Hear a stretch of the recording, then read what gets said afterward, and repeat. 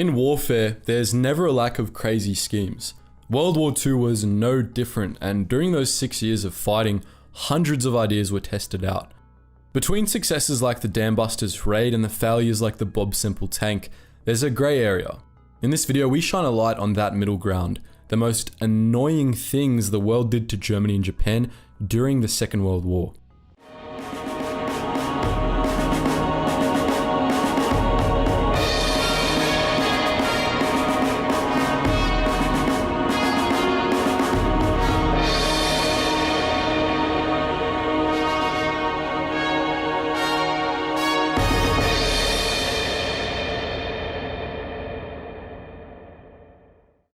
There are few things more annoying than an itch you just can't scratch. The professional pranksters at the British Special Operations Executive, or SOE, knew this well and decided to weaponize it against Germany. They made itching powder from ground up glass wool. This was a devious compound, as once it was implanted into fabrics, it was virtually impossible to remove. Skin exposed to the powder itched immediately, and once you scratched it, the itch turned into an unbearable burning sensation. The powder was sent out in secret supply drops to resistance groups fighting the Germans. On the Axis-held island of Crete, for example, Greek resistance fighters spread the powder on the beds of Germans billeted in their houses. Village washerwomen were in on it too, spreading it on shirts they cleaned for their occupiers. German officers assumed their soldiers had been infected with mites or lice and, presumably itching like crazy in their freshly laundered shirts, ordered all billets deloused. German medical staff were overworked and crucial supplies had to be diverted from the front lines to deal with the itching infection. Probably laughing to themselves, the pranksters of SOE designated the operation a great success. What's the best way to undermine enemy morale at home? If you said send them an angry postcard, you'd be 100% correct. This is exactly what Betty McDonald did to the Japanese in 1944. McDonald was an officer working for the United States Office of Strategic Services, which was essentially an American version of British SOE. Working out of India, McDonald's division was responsible for conducting intelligence operations designed to undermine the Japanese army. In spring 1944, Allied units captured a mailbag from the retreating Japanese 18th Division. It was passed on to McDonald at OSS, who was immediately struck with a great idea. Destined for families back home, the hastily scrawled notes had no information of tactical value, but they had passed Japanese censors. Written on easily made, locally available paper, the notes were called postcards by OSS. After copying the censor markings, McDonald slipped reproduction postcards describing terrible conditions into the bag. The mailbag was then conveniently dropped where the 18th Division would find it. The propaganda campaign was designated Project Blackmail, and around 400 fake postcards were sent to Japan. They contained messages like, "Oberson, where are the supplies? We are starving in the jungle, how can we fight without bullets?" The postcards did far more damage than anyone at OSS dared to hope. Soon after they reached Japan, the government was forced to answer uncomfortable questions about the supply situation for the 18th Division fighting in Burma. The resulting scandal forced several ministers to resign. Almost universally, soldiers like a few things above all else. One of those things is smut. Surprising to some, many nations were printing smutty leaflets along with propaganda during the Second World War. Once airdropped on an enemy position, the idea was that the soldiers would keep the leaflets for usage later on, and in the meantime, the propaganda would undermine their morale. On the Allied side, these leaflets were produced by Britain, the US, New Zealand, and Australia. Each country focused on different themes. The British emphasized the numbers of Eastern European and Italian foreign workers pouring into Germany to support the war effort. In reality, these workers often lived in harsh conditions and were treated poorly, but in British leaflets, foreign workers enjoyed themselves, as well as enjoying the soldiers' wives and girlfriends. British leaflets also highlighted the Wehrmacht's increasing losses. A two-pronged attack, these leaflets were designed to highlight the futility of fighting and make the soldier worry about his wife or girlfriend being unfaithful. The Americans went for a more offensive strategy. Their leaflets showed Nazi officials using their power to force themselves on women.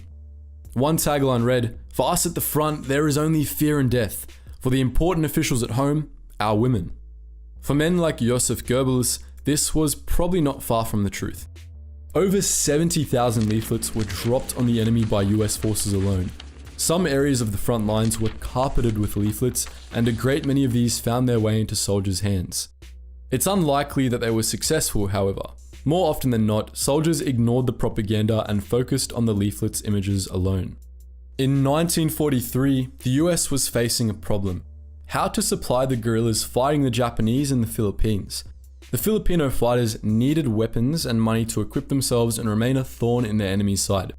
The big brains of the OSS came up with an idea that would both hurt the Japanese and support the Filipinos. Dump loads of money into the Filipino economy. When the Japanese occupied the Philippines in May 1942, they replaced the standard Filipino peso with a currency of their own, known by the locals as Mickey Mouse money. The authorities had very limited facilities to manufacture the invasion money, and consequently, its value was high. The rationale of the OSS was simple. Millions of low-denomination notes would be funneled to guerrillas with orders to spend as much as they could, especially on supplies the Japanese depended on. While equipping the fighters with what they needed, such a large influx of cash would also cause inflation and damage the occupation economy. This all changed in 1943 when General Douglas MacArthur greenlit the operation. Production of the counterfeit money began in the US and in Australia, where 5 million 10 peso notes, 3 million 5 peso notes, 1.5 million 1 peso notes, and 500,000 50 centavo notes were produced.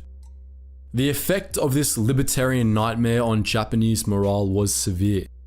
As their situation in the Philippines worsened, the Allies dropped millions of banknotes from the sky. It was literally raining money, and the Japanese occupation economy was ruined. While remaining officially neutral for the duration of the Second World War, Sweden was a hotbed of anti-Nazi sentiment. The successful German invasions of Denmark and Norway cut Sweden off from its traditional allies and forced the government into working with its occupiers. After seeing what happened to Norway and Denmark, many Swedes were concerned that Germany would erode their sovereignty too. Two patriots, Ewan Butler and Janet Goh, decided to show the Germans how they felt, with a prank. In May 1944, they learned of an exclusive gala event celebrating the arrival of famous German comedian Georg Alexander. Entrance to the gala required an invitation that could only be acquired from the German consulate, and it was open only to Germans. Butler and Goh had contacts in the SOE, and through them, they obtained a list of 1,500 Swedish Nazis and sympathizers. They printed 3,000 counterfeit tickets to the gala and sent 2 to each person on their list. To complete the prank, a letter was included that demanded the invitee don their best clothes to impress their German dignitaries. After the war, Butler remembered the German colony had turned out in full force to applaud the talented visitors from Berlin. They found themselves forced to fight through a dense crowd of infuriated Swedes, many of the men in top hats, their wives in sumptuous fur coats. It took a long time to sort out the muddle. The evening was a total embarrassment for the Swedish Nazis and the Germans. Not to be outdone by the Swedes, the Norwegian resistance played its own pranks on its German invaders. Their most successful was in the winter of 1940. When it started out, the Norwegian resistance was full of part-timers. Men who wanted the Germans out, but had jobs they couldn't leave behind, lest their families starve. They worked in the sardine industry, and sardine canning provided the men with payment as well as food for their families. When the Germans requisitioned the entire sardine catch, the fishermen were outraged. This affront was bad enough to turn many in Norway against the Germans, and it wasn't long before the resistance knew why the invaders wanted so much fish. The Battle of the Atlantic was in full swing, and U-boat crews needed cheap, non-perishable, easily stored food for their long voyages. Tin sardines from Norway were the perfect choice, but unknown to the Kriegsmarine, their tins had a little something extra thrown in. The Norwegian resistance had made contact with SOE, and together they had formulated a dastardly plan. Britain sent the Norwegians barrels upon barrels of croton oil. This was mixed with sardines in canning factories in place of vegetable oil, which was used as a preservative. Doesn't seem bad, right? Well, croton oil is an extremely powerful laxative with a fishy taste. The taste was undetectable when mixed with sardines, however, and U-boat crews were none the wiser. I can only imagine what it would have been like for every single sailor to get diarrhea the exact same moment while in the confines of a submerged U-boat. The fighting nations of the Second World War had a myriad of ways of extracting information from captured enemy officers. The creativity of these methods was matched only by their barbarity, but a select group of Brits had a different take, choosing to treat captured German officers to the finest luxuries that British high life had to offer. It worked beyond all their wildest hopes. This is the extravagant story of Trent Park and one of the most successful intelligence gathering operations of the entire Second World War. The Trent Park estate was typically English in that it was initially a royal hunting ground, with ownership passing through the hands of many eccentric landed gentlemen before finally reaching Sir Philip Sassoon. Sir Phil was the archetypical English country gent and had the house remodeled to fit the fashions of the Roaring Twenties. Its gardens were beautifully manicured and a huge staff was on hand to serve England's great and good anything they desired. Gentlemen of renown clamoured for invitations to Trent Park for a spot of golf or afternoon tea. Reportedly, it had an atmosphere of another world, the white-coated footmen serving endless courses of rich but delicious food, the Duke of York coming in from golf, Winston Churchill arguing over the teacups with Irish playwright and activist George Bernard Shaw. In 1939, Sir Phil got a viral infection, but instead of resting, hurtled about in unnecessary gaieties until his body was beyond recovery. He died later that year and the government requisitioned the illustrious Trent Park estate for the war effort. It ended up in the hands of MI19, the British intelligence branch responsible for POW interrogations. As the Battle of Britain reached a crescendo in August 1940, MI19 were inundated with Luftwaffe POWs. Every day, more German planes crashed into the English countryside and more enemy airmen were seized. It didn't take long for the Brits to notice the German pilots, just like pilots everywhere, couldn't stop talking about flying. Immediately seeing the potential, MI19 had Trent Park bugged with hidden microphones. They then transferred the Luftwaffe pilots from their overcrowded cells into the luxurious mansion. The officers had hit the jackpot, while the enlisted men got sent to prison camps across the Atlantic. Initially, there were 6 German-speaking MI19 officers eavesdropping on the pilots' conversations 24/7. Whenever the POWs spoke, the British listeners would start a gramophone recording from their nearby secret base, the M Room. Only recordings which related to military or political matters were kept, and all personal conversations which didn't have intelligence value were erased. This won't surprise anyone who knows a pilot, but when all those Luftwaffe flyboys were thrown in together, they wouldn't shut up. After some pleasantries, the pilots immediately got to discussing the relative strengths and weaknesses of their respective aircraft. They talked about engine performance, maintenance requirements, armaments, and just about everything else concerning their planes. M-Room probably would have been laughing to themselves if they hadn't been run off their feet trying to translate it all. As soon as this intel was passed on to the Air Ministry, MI19 got a massive budget increase. M-Room was expanded with scores of exiled Germans and Austrians recruited for their language skills. The spooks also worked out the best ways of getting their prisoners to talk. POWs who were more willing to start conversations about military or political matters were designated stool pigeons, a weird British word meaning decoy. Stool pigeons were kept in Trent Park, while other, more cagey prisoners were swiftly sent to other camps. Additionally, MI19 started throwing in wildcards to get the conversation rolling. These wildcards were officers of equal rank, but from different services. U-boat officers were a popular choice, as the pilots were keen to hear their stories from the Battle of the Atlantic. With no knowledge of submarine warfare, the pilots asked a lot of varied questions. Questions MI19 were very keen to hear the answers to. As the listeners in M-Room were providing the British planners with a steady stream of high-value intelligence, MI19 decided to up the ante. All the officers below the rank of colonel, aside from a few stool pigeons, were transferred away from the estate. In their place, the Brits put generals. After a brief period of questioning, usually lasting a few days, the highest ranked German officers were sent to Trent Park. The proud generals rarely gave up anything useful during questioning, but that wasn't the point. The point was to make them think the Brits had tried interrogation, failed, and moved on. None of them ever surmised that Trent Park was bugged, nor that they were being constantly spied on. And why would they? Before the generals arrived, Trent Park had been converted into a POW paradise. Staff had been hired to cook and clean, and the gardens had been manicured to a T. MI19 even provided the generals with a friend of equal status. His name was Lord Aberfeldy, and he had graciously offered his country estate to house only the highest ranked German officers. He was their welfare officer and made sure the generals had everything they needed for a comfortable stay. As he spoke German, he made an excellent conversation partner and had a great interest in experimental weapons. You're not going to believe this, but Aberfeldy wasn't actually a lord who made sure Germany's top brass had enough shaving cream. He was, in fact, a British spy. The Germans didn't know though. They never put two and two together and took Lord Aberfeldy at face value for the duration of their stay at Trent Park.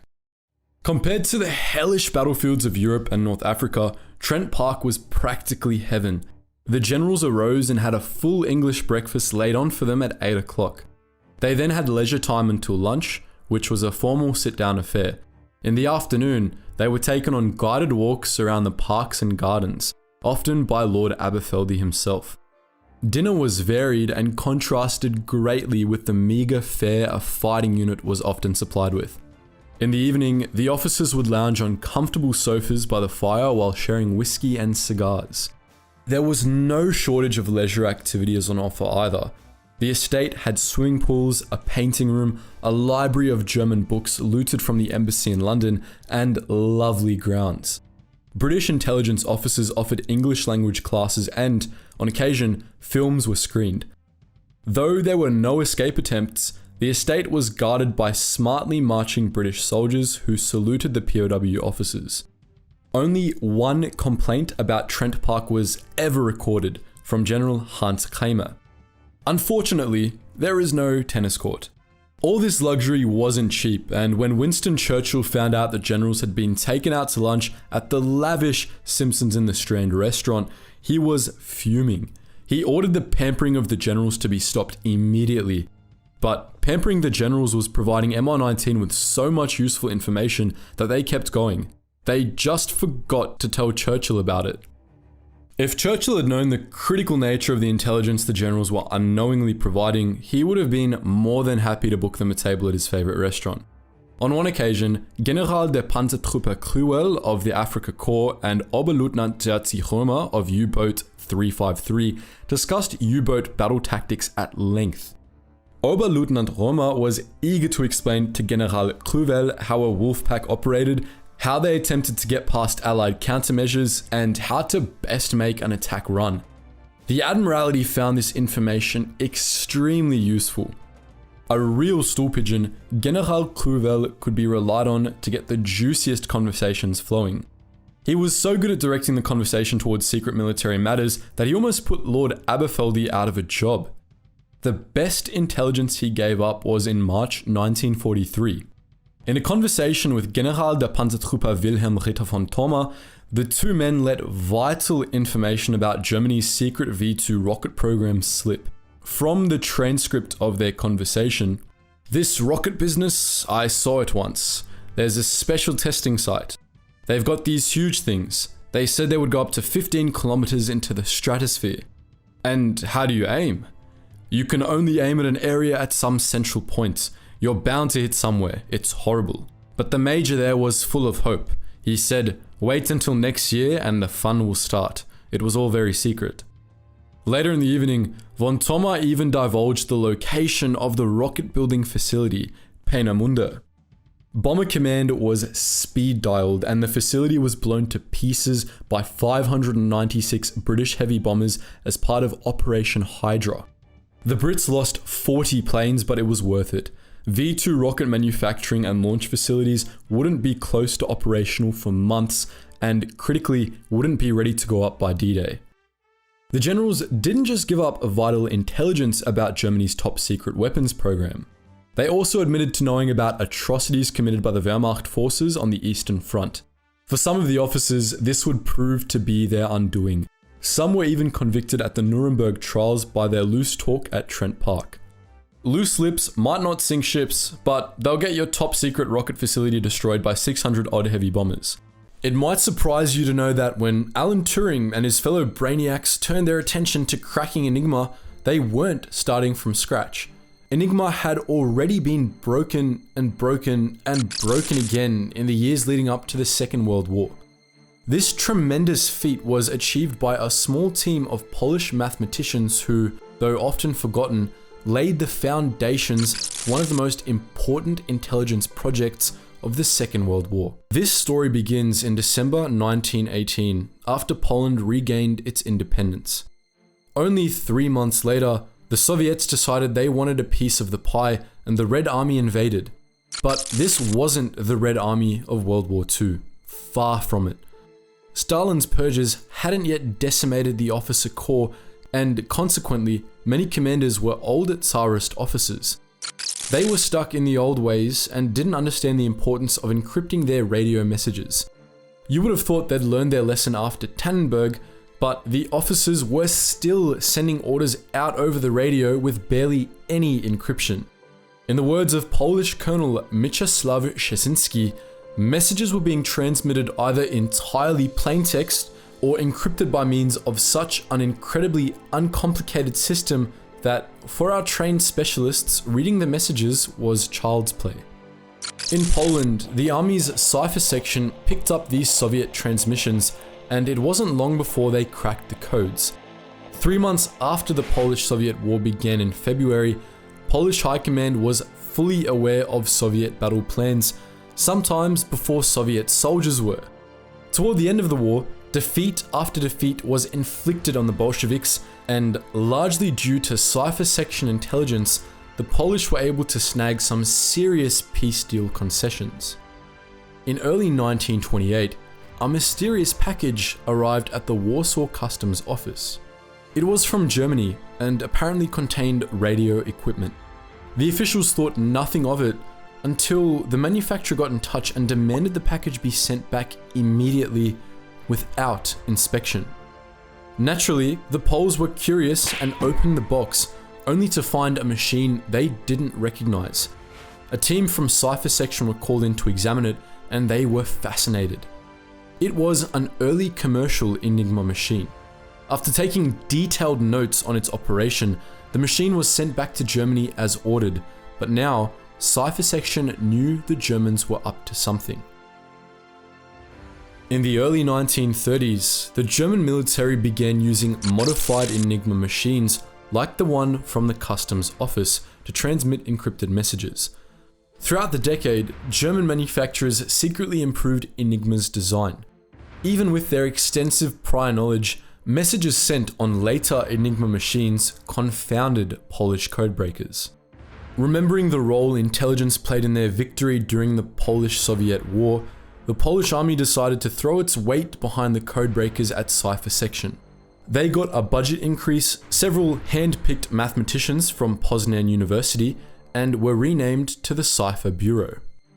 One of their new recruits was Marian Rejewski, who began working for the army as a cryptologist in 1930.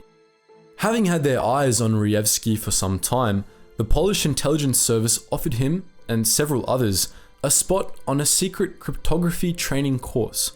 The workload was immense, and only 3 students passed. In 1932, Enigma transmissions were becoming increasingly frequent, and the Poles were, rightfully, getting nervous. Time was wearing on, and they were no closer to cracking the machine's secrets. That was until Rejewski started working on it. After taking one look at Cipher Bureau's methods, he scrapped them. These old methods relied on letter frequency analysis and linguistic patterns to break the cipher. For example, E is the most common letter in German and appears around 17% of the time.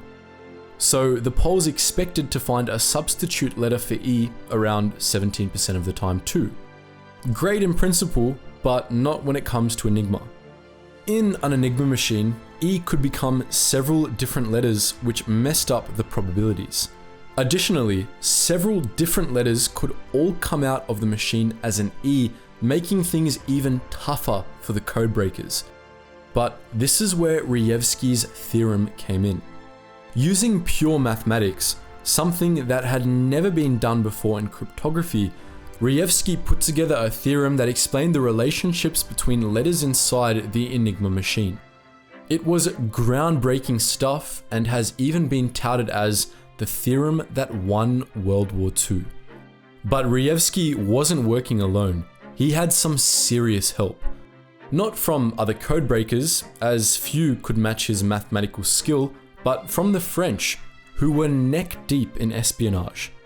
Happy to help out anyone working against the Germans, the French intelligence service passed top secret Enigma documents onto the Polish codebreakers. But where did they get the documents?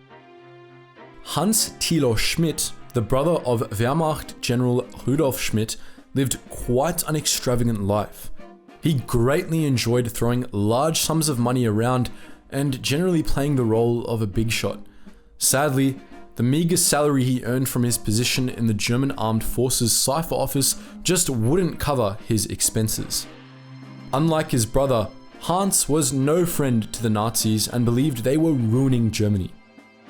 To get back at them and fund his high rolling at the same time, Hans offered to sell Enigma documents to French intelligence. He was given the codename Asche, and his secrets were passed on to Gustave Bertrand, the head of French radio intelligence, who in turn passed them on to Polish mathematicians. For the Poles, these documents proved to be a goldmine. Asche provided them with cipher keys, duplicate plain text and encoded messages, and even instructions for operating an Enigma machine. Combined with what they already knew about Enigma, the Poles had all they needed to crack the code. By early 1933, Polish Cipher Bureau was regularly decrypting German radio traffic. So as long as documents from Asche kept coming, they could keep up with everything the German military was up to. But Asche wouldn't be around forever. One mistake could land their German mole in a Gestapo torture chamber and leave the Poles in the dark again. But luckily for the Allies, Asche was careful. Multiple Gestapo investigations sought to discover the source of radio intelligence leaks before the war started, but they never suspected Hans. As the brother of a respected general, he was politically untouchable. Hans knew his connections were buying him out of trouble, but he still enjoyed seeing the Gestapo crawl around looking for traitors, only to come back with nothing. From 1936 onwards, German High Command began implementing new procedures that made Enigma drastically harder to break. They reset the plug boards more often, switched the rotor positions daily, and tightened up radio net security.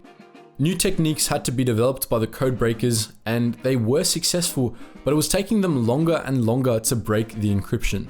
To expedite the process, Rejewski designed and built an electromechanical machine called Bomber. It was essentially an aggregate of 6 Enigma machines and was used together with the traditional longhand methods. With an efficient team, Bomber could work out the daily Enigma cipher key in about 2 hours. This feat of engineering kept Polish generals informed of virtually all German plans. When the Wehrmacht invaded on September 1st, Polish High Command knew 95% of the German order of battle. Knowing what the Germans were planning, Polish High Command ordered Cipher Bureau give all the intelligence it had to French and British representatives in July 1939. Rejewski and his mathematicians handed over a reconstructed Enigma machine, a bomber, instructions on how to break the code longhand, and records of German intercepts to both countries. The gift, as it was called, represented Poland passing the code-breaking baton to France and Britain for the rest of the war. During the handover, a British officer asked Rejewski the most pressing question everybody had about the Enigma machine. How were the letters arranged on the entry drum? This question confounded the Brits for years, but for the Poles, it was obvious. They guessed that the well-ordered Germans would organize everything in alphabetical order. They were correct, and the Brits were dumbfounded. When Poland was lost to the German advance, Cipher Bureau burned all of its documents and destroyed all its equipment.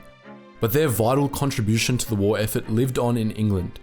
Gordon Welchman, a Bletchley Park mathematician and cryptologist, stated, "Ultra, the Enigma code-breaking project, would never have gotten off the ground if we had not learned from the Poles in the nick of time the details of the Enigma machine and of the operating procedures that were in use. Captured, tortured, and executed, none of those who worked at Cipher Bureau spilled the beans about their discoveries. Most were killed in prison camps during the later years of the war, and their enduring silence allowed their comrades overseas to capitalize on a decade of Polish code-breaking work." That was the story of the Polish mathematicians who first broke Enigma and laid the foundation for the most important intelligence operation of the entire Second World War. Ideologues, opportunists, or plain old traitors, this is the unbelievable story of the British and Dominion soldiers who willingly turned their backs on king and country to join the Waffen-SS during the Second World War. In this video, we're unmasking the Commonwealth traitors who fought in the British Free Corps. The man who came up with the idea of the British Free Corps was British fascist John Amory. As the son of a prominent conservative politician and later Secretary of State for India and Burma, Amory was born into the lap of luxury. Despising standing in his father's long shadow, Amory struck out into the world alone. After several failed business ventures, he was hard up and looking for someone to blame. Such a privileged upbringing had given him a hatred of communism, so he looked elsewhere, embracing German fascist ideals. The war was the best thing Amory could have hoped for, and he eagerly joined a fascist group in France, staying there for several years. In 1942, he was invited to Germany by several prominent Nazis and suggested forming a British Legion to fight the Soviets in the East. Hitler and the Nazi officials were impressed and ran with the idea. They had had success with many other foreign legions, so why not a British one? It might seem strange in hindsight, but recruiting Brits to fight for fascism wasn't as crazy as you'd think. Since 1932, the British Union of Fascists had been spreading a Nazi-style message of anti-Semitism, and in 1934 reached 40,000 members. Violence by the party's paramilitaries shocked Britain, and membership dropped off as war loomed. By 1942, the BUF was virtually non-existent, but its initial success convinced the Nazis they had plenty of British sympathizers. The Nazi Party's immediate goal was to gather 1,500 volunteers from POW camps into a newly formed Legion of St. George. The SS posted propaganda across POW camps to convince captured British soldiers to join. This was pretty unsuccessful, and Amory lost interest in the unit after constant heckling by crowds of patriotic POWs. In the end, there were 54 recruits for the British Free Corps, but the unit never had more than 27 members at one time. Even though the ideas man behind the BFC wanted an excuse to fight communists, the unit spent most of its time doing propaganda work. The BFC was kitted out in SS uniforms and spent considerable time in Paris and Berlin. The traitors were also paid a wage and taken to events to be shown off. Compared to the German soldiers crawling through Russian mud, the BFC had a luxurious lifestyle, but some of the more hardcore fascists wanted a chance to test their mettle. After lobbying their SS commander, the BFC was redesignated a combat unit on January 1st, 1944. They then began training, but as most of the men didn't speak German, it took ages. After a year and 3 months of training across Germany, the BFC was ready for combat on March 8th, 1945. Correctly guessing the Soviets didn't like traitors, nearly half the BFC ran off the night they were due to leave for the front.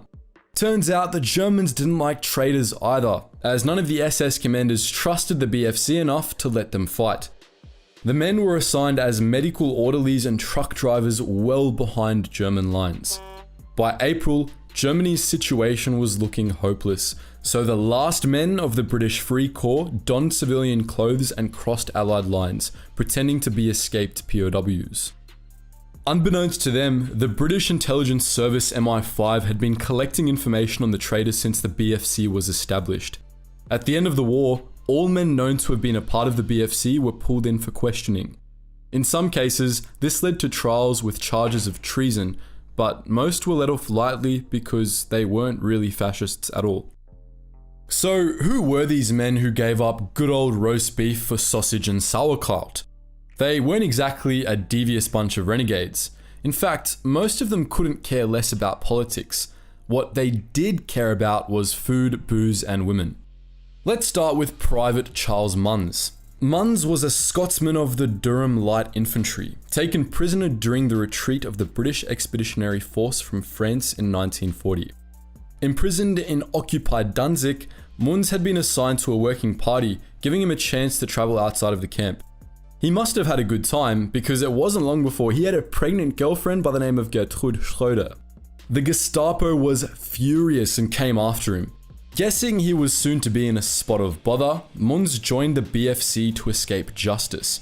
He stayed with the BFC until there was a chance he would have to fight, at which point he returned to Danzig to be with his pregnant girlfriend. Aside from soldiers, civilian merchant seamen were recruited into the BFC too. One of them was Kenneth Berry, a 14-year-old boy who had lied about his age to join the Merchant Navy in 1939. Captured after surviving the sinking of his ship by a commerce raider, Berry decided to join the BFC after Amory told him it was a good idea. Berry was made a poster boy for the BFC and sent to recruit more members from a POW camp called Malug. He met a British captain there who told Berry that joining the BFC had, in fact, been a bad idea. This was enough to convince the young lad, who deserted when his unit was sent to the front. After the war, Berry was sentenced to hard labour for his actions, but only for 9 months. He was described by the prosecutor as a young fool who did not know what he was doing and an irresponsible youth who was easily led. Several Australians also served in the BFC. One of them was the Merchant Navy seaman Ron Barker from Goulburn, New South Wales. Barker wasn't much of an ideological renegade either. He was described by his squad leader as a man of very inferior intelligence. Recruited from a poorly supplied POW camp, it quickly became clear that Barker had only joined the BFC to get more food, alcohol, free cigarettes, and a chance at hooking up with German women. His MI5 file states, finally realizing that the British Free Corps was going to have a fight, Barker lost all of his former enthusiasm for anti-communism and made himself ill by smoking aspirins. He was sent back to Berlin by a gullible medical officer. On April 9th, 1945, after a miraculous recovery, Barker ran off. The unit never saw him again. The British Royal Northumberland Fusilier Thomas Perkins was let off by the British government for his involvement with the BFC due to acts of sabotage. The thing is, it's unclear whether Perkins actually meant to sabotage his unit or whether he was looking out for number one. Perkins always seemed to have more cash than the other members of the unit, especially when things went missing. He claimed to have been a prison guard before the war, but his commander noted, his general character and behavior led me to believe that his knowledge of prisons was very probably from the inside rather than the outside of a cell. Perkins was caught stealing many times. On one occasion, an officer's pistol during a party, selling it to a foreign worker. Not all the men of the BFC were so selfish, however. The South African private Pieter Labuschagne probably tried his best, but he wasn't a good soldier. No, Labuschagne was such a terrible soldier that he reportedly sabotaged the unit's effectiveness by his mere presence, and was deemed to be so useless the SS refused to take him anywhere. When put on trial after the war, the judge found Labuschagne guilty of treason and fined him £50. While some men held genuine fascist or anti-Semitic views, these 5 men are representative of the majority who joined the BFC. The BFC was a disaster for the Nazis.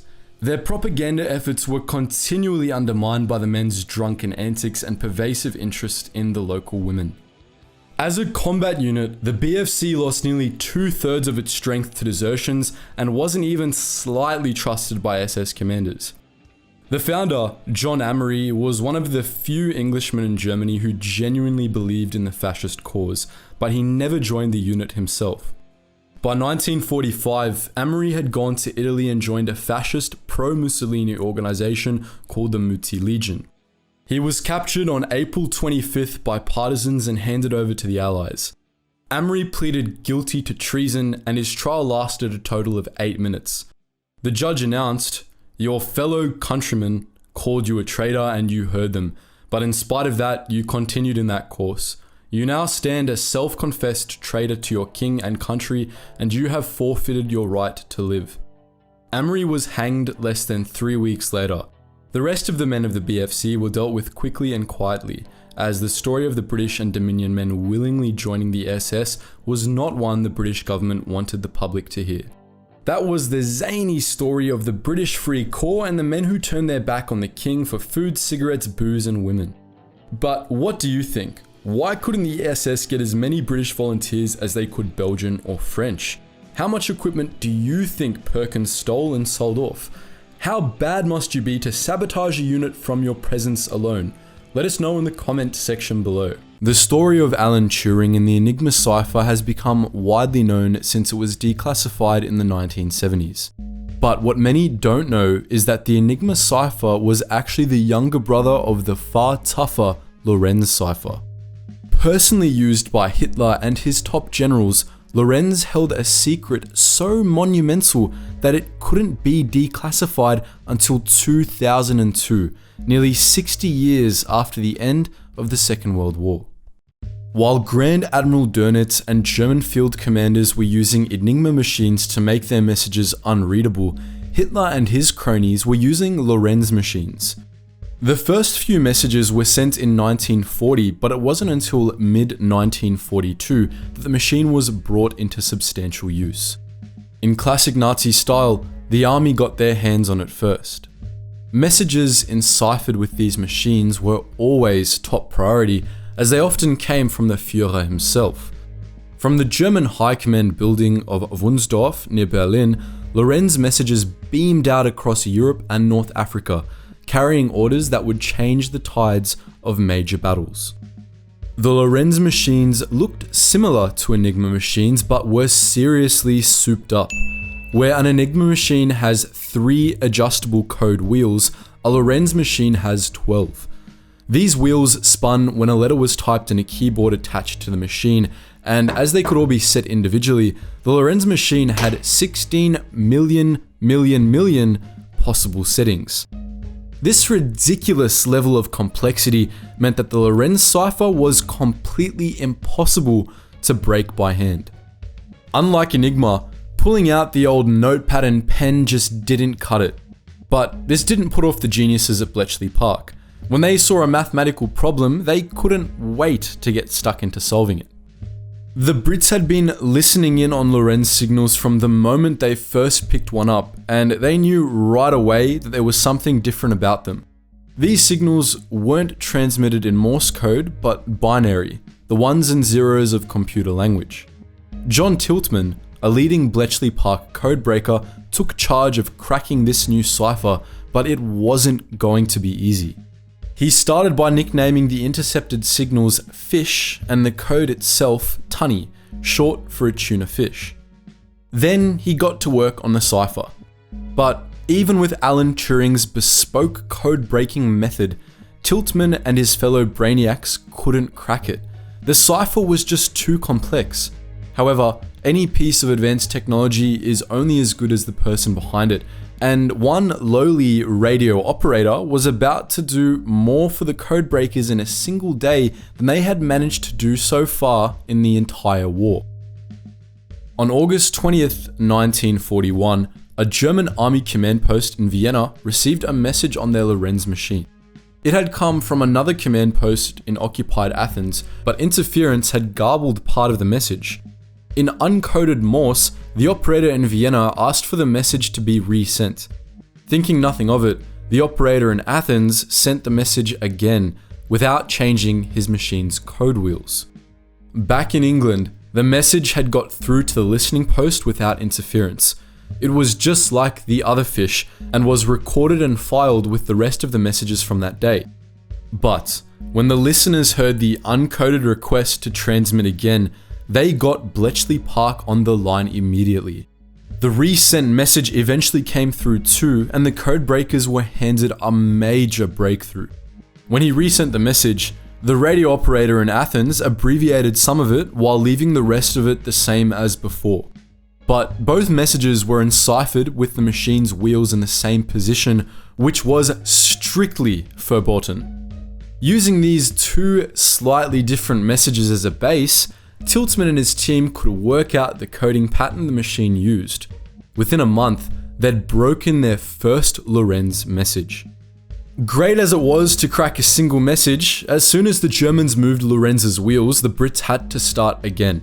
It was a total fluke, but one man was clever enough to make good use of it. William Tutt came over from the Enigma team to work on Lorenz in January 1942. It had been 5 months since the others had broken the message, and they still weren't much closer to cracking any more of them. Then, Tutt made a breakthrough. He noticed a 41-bit pattern, and from this, deduced some basic principles behind the machine's inner workings, including the 12 code wheels. In consultation with Turing, he then developed a system for breaking enciphered messages longhand. This was painfully slow, and by the time a message was broken, it often had little to no tactical value. But the geniuses had a start. All they had to do now was speed up the process. To do that, they needed something that would change the world. Bletchley Park contacted engineer Tommy Flowers, requesting that he design and build them a machine capable of completing the lengthy deciphering process in time for the intelligence to be useful. What he came up with was one of the world's first programmable computers, Colossus. The processor in the first Colossus was run by 1,600 vacuum tubes and fed data via long strips of hole-punched paper. It could be programmed by rearranging a series of complicated plugs and switches. The vacuum tubes sometimes failed when the computer was powered up, so Colossus couldn't be turned off. Flowers sent the Colossus to Bletchley Park in January 1944, and by February, it was processing German messages. As they watched the machine process 5,000 letters every second, Tiltman, Tutt, and the other codebreakers couldn't believe their eyes. Before long, Colossus was processing over 100 German messages a week, and the codebreakers were struggling to keep up with it. The Lorenz cipher had been well and truly broken. Unbeknownst to Hitler and his generals, the Brits were now reading all of his secret messages. Intel from broken Lorenz messages was crucial for the planning of D-Day and virtually all other Allied ground offensives of the war. But this isn't where the story ends, because cracking the Lorenz cipher led to another, even more vital breakthrough. In the Third Reich's final days, British and US intelligence were putting together 4 secret projects. One was called Target Intelligence Committee, or just TICOM. TICOM's role was to locate secret German cryptography and signals intelligence and, by any means necessary, bring it back to the West. Essentially, the Western Allies knew the Germans had been working on some top-tier cryptography, and they wanted to loot as much of it as possible before the Soviets did. There were 6 teams, with Team 1 assigned to capture Lorenz machines, as, by May 1945, the Allies still hadn't seen one yet. On May 21st, they got a tip that a German POW knew the location of a secret signals facility and presumably offered the man a very comfortable life if he showed them the way. The POW was very cooperative and even found some members of his old unit to help out. They showed Team 1 the secret facility at Rosenheim and got the receivers up and running as a demonstration. The advanced equipment immediately began intercepting and decoding secret signals from Soviet high command. Straight away, it dawned on the Brits and Americans what they were looking at. One of the officers, First Lieutenant Paul Whitaker, later said, "They were intercepting Russian traffic right while we were there. Pretty soon, they had shown us all we needed to see." Team 1 packed everything up and sent all 7.5 tons of equipment, along with POWs, back to England. They had come looking for Lorenz machines, but they found something far better. And they weren't the only TICOM team to strike it rich. Team 5's entire job was recovering cipher documents from a lake, which was full of hurriedly disposed material. Now that Hitler was dealt with, his minions had left behind everything the West needed to listen in on Soviet transmissions during the Cold War. That was the top secret story of the Lorenz cipher and the geniuses who managed to crack it.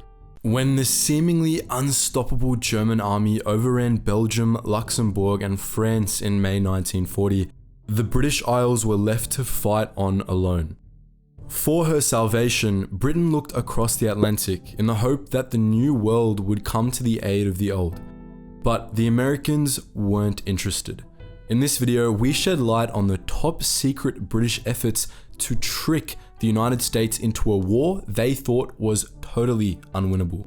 Between the 18th and 23rd of May 1940, the advisory company Gallup ran a nationwide poll to test American public opinion on entering the war in Europe.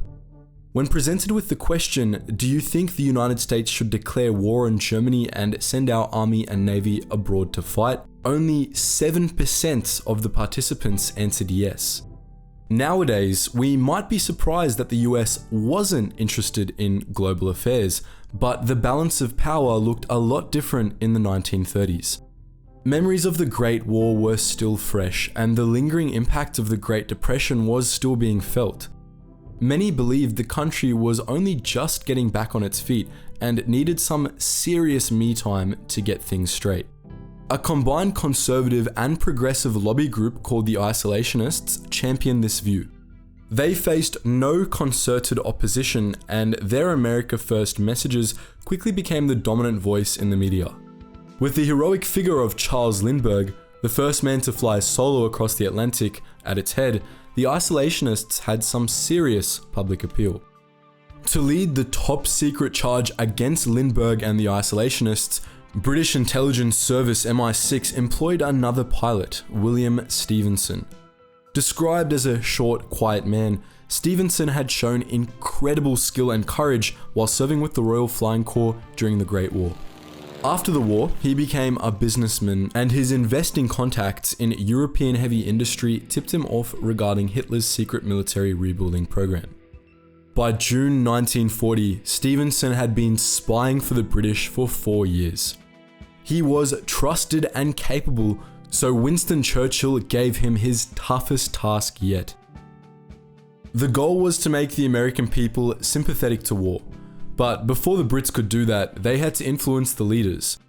Stevenson, who very quickly became a close advisor to the president, suggested that Washington create an intelligence service modeled closely after the British MI6.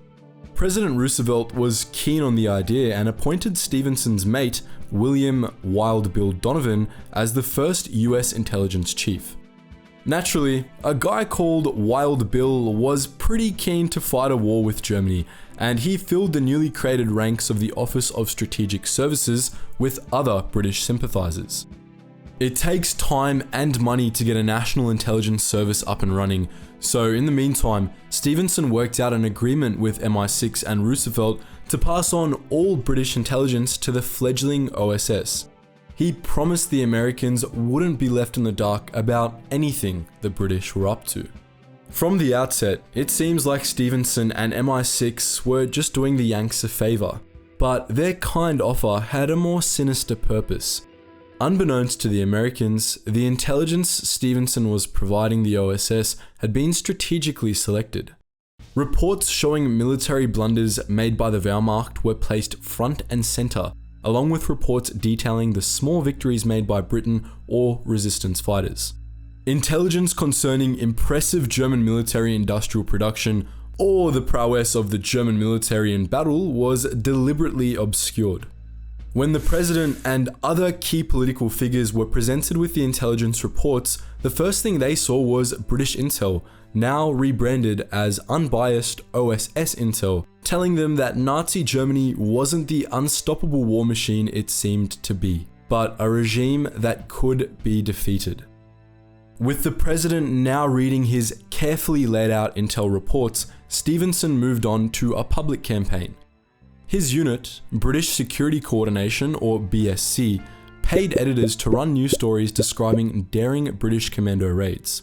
All of these stories were fake. It was clever propaganda to convince the American people that the Germans could be stopped and that the British were still fighting back. One of these made-up articles reads, British parachutists were dropped at Berwick-sur-Mer airfield armed with Tommy guns and grenades. They overpowered the airport guards, demolished the control tower, captured 30 unsuspecting Nazi pilots, and blew up a number of grounded warplanes. Then they rushed to the seashore where they all boarded torpedo boats which were waiting to take them back to England. Sensationalist BS, but it worked. At its peak, BSC was paying for 20 stories each week, and the public lapped them up. Public opinion began turning away from isolationism and toward war. But Stevenson had one last ace up his sleeve. A final trick that worked so well that Hitler couldn't stop talking about it. Stevenson's boldest move finished off the isolationists and finally convinced the American people to go to war. The Brits gave the OSS a map and a document they claimed had been recovered during a spy mission in France, but really had been manufactured by Stevenson's agents. The map purportedly showed the Nazi intention to take over South America and incorporate it into Germany. Roosevelt and his aides were horrified, but it got worse. The document provided with the map reported the Nazi intention to ban all religions. In his Navy Day speech on October 27, 1941, Roosevelt told the public, "I have in my possession a secret map, made in Germany by Hitler's government. That map, my friends, makes clear the Nazi design not only against South America, but against the United States as well. The property of all churches will be seized by the Reich and its puppets. The cross and all other symbols of religion are to be forbidden. In the place of our churches, there is to be an international Nazi church. In the place of the Bible, the words of Mein Kampf will be imposed and enforced as holy writ. And in place of the cross of Christ will be put two symbols, the swastika and the naked sword." The public was whipped into a frenzy. Not only were the Germans planning to invade South America, but they were going to outlaw Christianity too. It didn't matter that the German government called the documents forgeries of the crudest and most brazen kind, nor that German conquest of South America was utterly absurd. No one was listening to them anymore, and the people of the United States were ready to go to war. Stevenson's job was to make the people of America want a war with Germany, and he succeeded beyond all doubt. When Japan declared war just prior to Pearl Harbor in December 1941, Germany did also. When Hitler asked why, he stated that it was in large part because of Roosevelt whipping the public into a stir, presenting the false invasion map as truth. An expert spy until the end, Stevenson did his best to mask Britain's involvement in leading the US into war with Germany.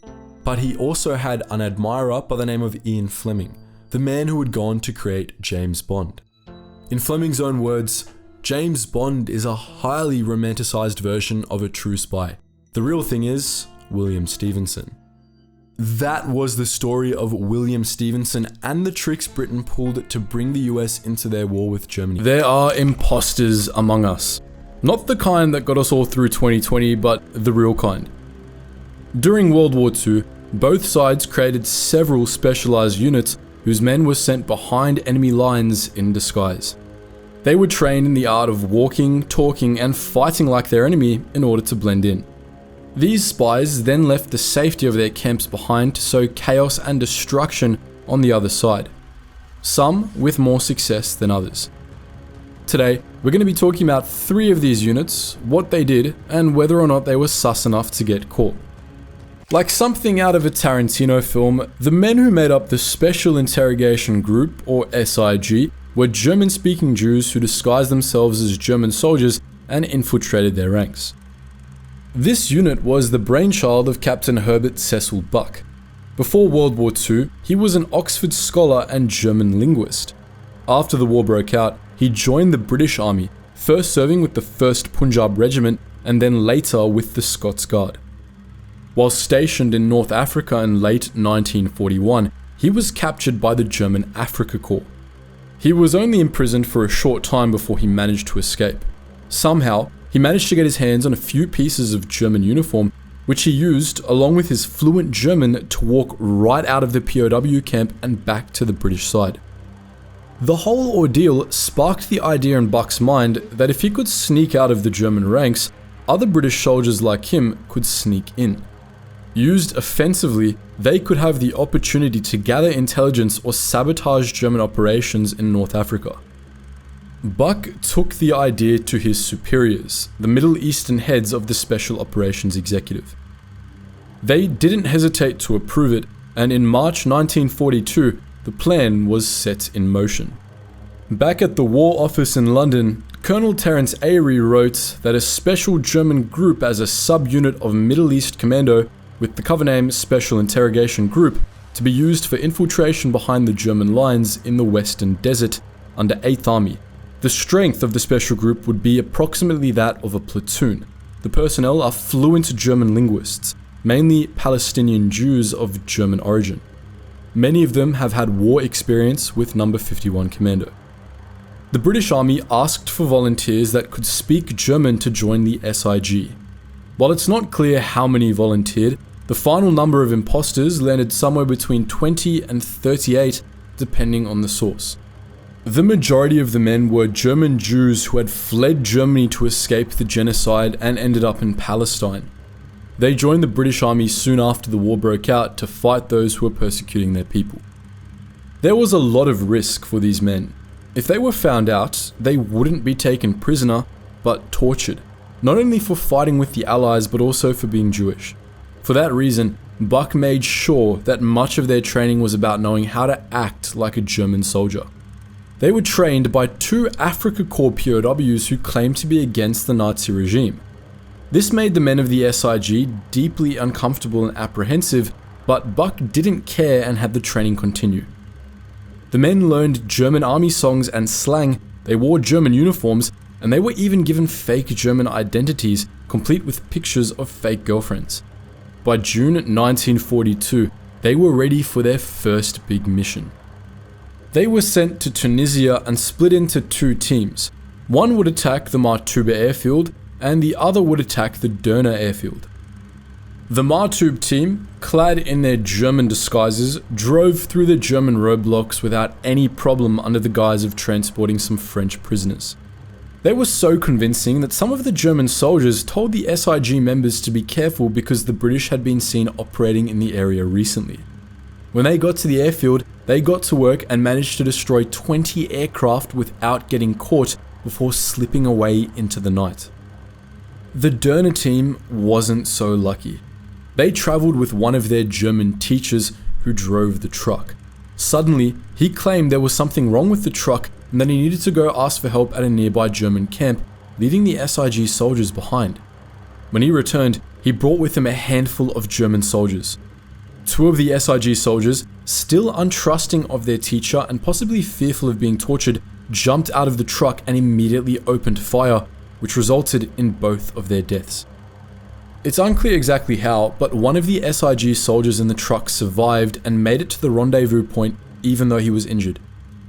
3 months later, in September 1942, the SIG initiative came to an end after they assisted in an attack on the port of Tobruk, which the British planned to attack from both land and sea. Everything went well at first, but then the British figured out that the fort was more well defended than they had originally thought. The double-fisted attack had little effect, and by the time the British requested backup, some 750 of their men had already been killed, captured, gone missing, or been wounded. Even Captain Buck was captured during the attack, and this time he wasn't able to escape after a few weeks. Instead, he spent the next 3 years in a German POW camp. Thankfully, most members of the SIG survived the attack, and many went on to survive the war. But the failure at Tobruk was a hefty loss, and with the leader of the SIG rotting in a German prison camp, the British Army no longer had the will to keep SIG going, so the soldiers were reassigned to different units. Following the Allied success on D-Day in 1944, Hitler grew nervous as his enemies gained a larger foothold in Europe. He was planning the Ardennes offensive, which later became known as the Battle of the Bulge. The ultimate goal was to launch a massive attack on the Allies and retake Antwerp, which was home to a vital resupply port for the Allies. This was Hitler's last stand, and he was desperate for a major win, so there were no half measures. As part of his counter-offensive, he came up with a devious plan. He wanted to send English-speaking German soldiers behind enemy lines to create chaos and to capture the bridges on the River Meuse, as they had become important to Allied supply lines. Hitler named this plan Operation Greif. To make Operation Greif happen, he called on Otto Skorzeny, a scary-looking lieutenant colonel who had recently returned to Germany after successfully leading Operation Panzerfaust, which had seen the removal of the Hungarian regent from power by kidnapping his son in order to keep Hungary loyal to Germany. Hitler trusted Skorzeny to lead Operation Greif and met with him in October 1944 to lay out the plan. Despite the immense risks, Skorzeny had no qualms about taking the operation. The plan was kept incredibly secret. Many involved in Operation Greif didn't know what they were supposed to do until the day it launched. Those that did know were very skeptical that the operation would succeed, with one officer stating the entire offensive had not more than a 10% chance of success. Still, the skepticism didn't stop the Führer's plan from moving forward. A request was put out for 3,300 soldiers with knowledge of the English language and also the American dialect. Soon after, German soldiers who fit the criteria began receiving cryptic orders telling them they were needed for interpreter duties and to report to a special training camp. Upon arrival at the camp, each man was questioned in English by an SS officer. The Germans managed to scrape together 2,500 men to form Panzer Brigade 150, and all of them were ordered to sign a pledge of secrecy which stated that breach of the order is punishable by death. Of the 2,500 men, only 150 of the best English speakers were selected to put on American disguises and infiltrate the ranks. The problem was, most of the men had no experience in sabotage or undercover missions. With less than 2 months to prepare for the offensive, they began intense training, learning radio skills, demolition, and close quarter combat. They also learned as much about American soldiers as possible. They learned about their ranks, their drills, their weapons, everything. On top of that, the men had to spend at least 2 hours a day practicing their language skills. Speaking English wasn't good enough. They had to imitate the American accent as best they could and learn the slang. To do this, they watched American films and spent time with American POWs. They also had to learn cultural customs, like tapping cigarettes in a specific way and putting down the knife before eating with a fork. Not doing these things could potentially give them away as German. The men all but lived as Americans amongst Germans. They ate American rations, saluted their superiors like Americans, and were given all their orders in English. But though they lived as Americans and even began feeling American in some ways, Skorzeny wasn't pleased with their progress, saying that the men could certainly never dupe an American, not even a deaf one. But still, the plan moved forward, and Operation Greif would have to do. The soldiers were dressed in American uniforms, carried American weapons, and drove American jeeps. Now looking the part of American soldiers, the Panzer Brigade 150 was finally made aware of what they would be doing behind enemy lines. Their mission was broken down into 3 parts. They had to form small demolition squads of 5 or 6 men to blow up fuel stores, ammunition dumps, and bridges. Form reconnaissance teams of 3 or 4 men to try run information back to the Germans and pass along false orders to American troops to sow chaos. Disrupt the American chain of command by destroying radio stations and field telephone wires. By creating chaos from within, the Germans hoped to weaken the Americans enough to make it impossible to fight back in the Battle of the Bulge. The battle started on December 16th, 1944, and on the second day, a jeep carrying 4 men in American uniforms was stopped by American military police. Though they looked American and spoke English with passable accents, they weren't able to give the policemen the password they asked for. This roused suspicion in the police, who then began to search the Jeep, where they ultimately found German weapons, explosives, and swastika emblems. The imposters were immediately arrested and interrogated, which is how the Americans later learned that the objective of that small group was to capture none other than future President Dwight D. Eisenhower, along with other high-ranking officers. This incident sparked immediate paranoia among the Americans. Even though those 4 German imposters had been caught, it stood to reason that the others hadn't been. There were likely already German spies among them, and they were right. There were already several small groups from Operation Greif among the American forces wreaking havoc. Reportedly, one group somehow persuaded an entire US Army unit to withdraw from Puteaux, Belgium. Another got to work swapping around road signs to send a whole regiment in the complete wrong direction. The Americans could see they were being tricked from within and began coming up with ways to smoke out the infiltrators. They set up roadblocks and asked drivers and passengers questions they felt only Americans would know, like sports trivia and state capitals. While this method did work on a number of occasions, it did also lead to several instances of Americans being mistaken for Germans. US Brigadier General Bruce Clark was held at gunpoint after he said incorrectly that the Chicago Cubs were part of the American League. In fact, it wasn't uncommon at all for American soldiers to answer these trivia questions incorrectly, which led to the deaths of 2 servicemen who were shot by a nervous member of the military police. This method also failed to account for British allies, who were also often held at gunpoint for failing to answer questions about baseball and the name of the president's dog. If this had been the chaos the Germans had hoped to sow, then mission accomplished. However, they were never able to complete any of their main objectives, like destroying bridges and communication lines. In total, 44 Germans were sent into American territory and only 8 made it back alive. Based on the Hague Convention of 1907, the Americans were allowed to execute the imposters if they were wearing American uniforms, because, under those circumstances, they automatically forfeited their rights as POWs. As a result, American soldiers were ordered not to let any accused German undress so they could carry out the executions. In the end, all that effort was for nothing, as neither Operation Greif nor the Battle of the Bulge ended in victory for the Germans. Operation Zeppelin was an effort by the Germans to get Soviet POWs to carry out sabotage and espionage operations on the Soviets. And it went about as well as you'd think. The idea of the operation was born at the beginning of Operation Barbarossa, the German invasion of the Soviet Union in 1941.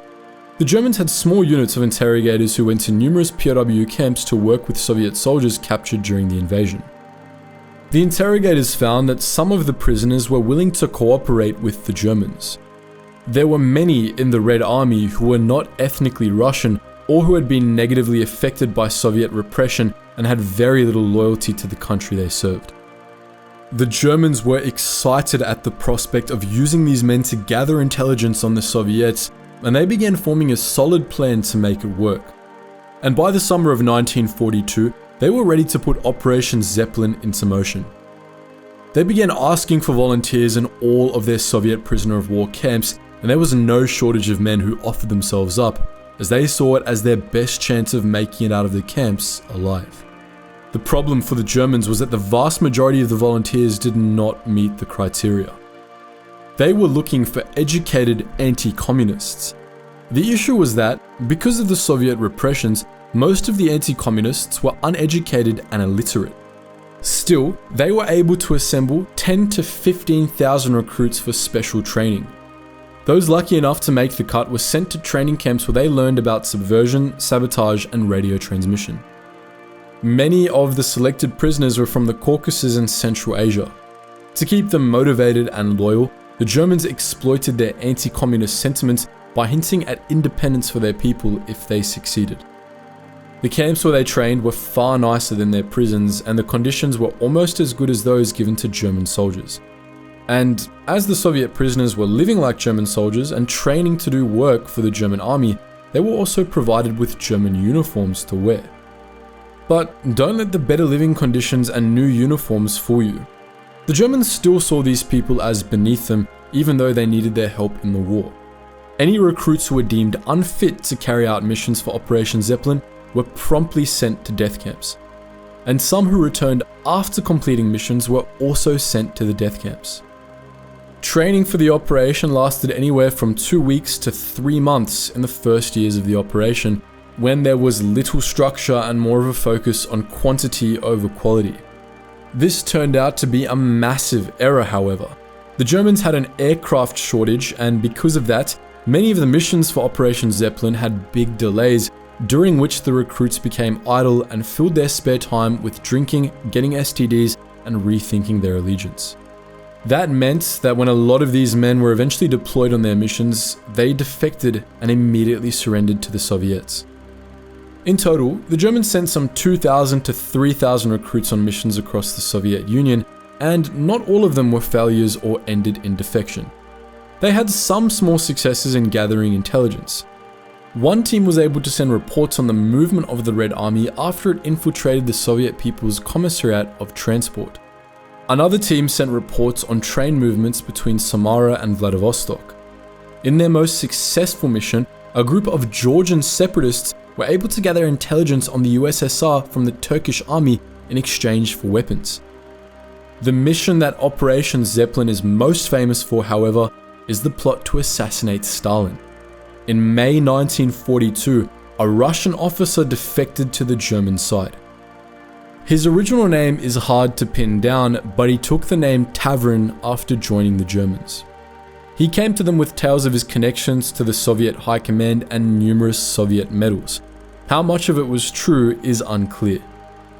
True or not, the Germans began training him for the mission of assassinating Stalin.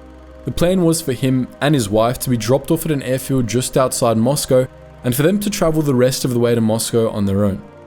Unfortunately for them, Soviet counterintelligence caught wind of the plan, and the transport plane carrying Tavrin and his wife was hit by Soviet anti-aircraft fire after taking off from Riga, forcing it to land. Tavrin and his wife took off on a motorbike to try and make it to Moscow, but they were soon caught. They, along with everyone on the plane, were captured and executed by the Soviets. By 1944, after many failures, the Germans knew they needed to start focusing on better quality training if they wanted to see any success. They began attaching German agents to the Zeppelin units and quickly found that the German presence made it even more difficult to find reliable Soviet recruits for the operation. And as the end of the war drew nearer, Operation Zeppelin started to fizzle out. In the end, nothing really came of the operation.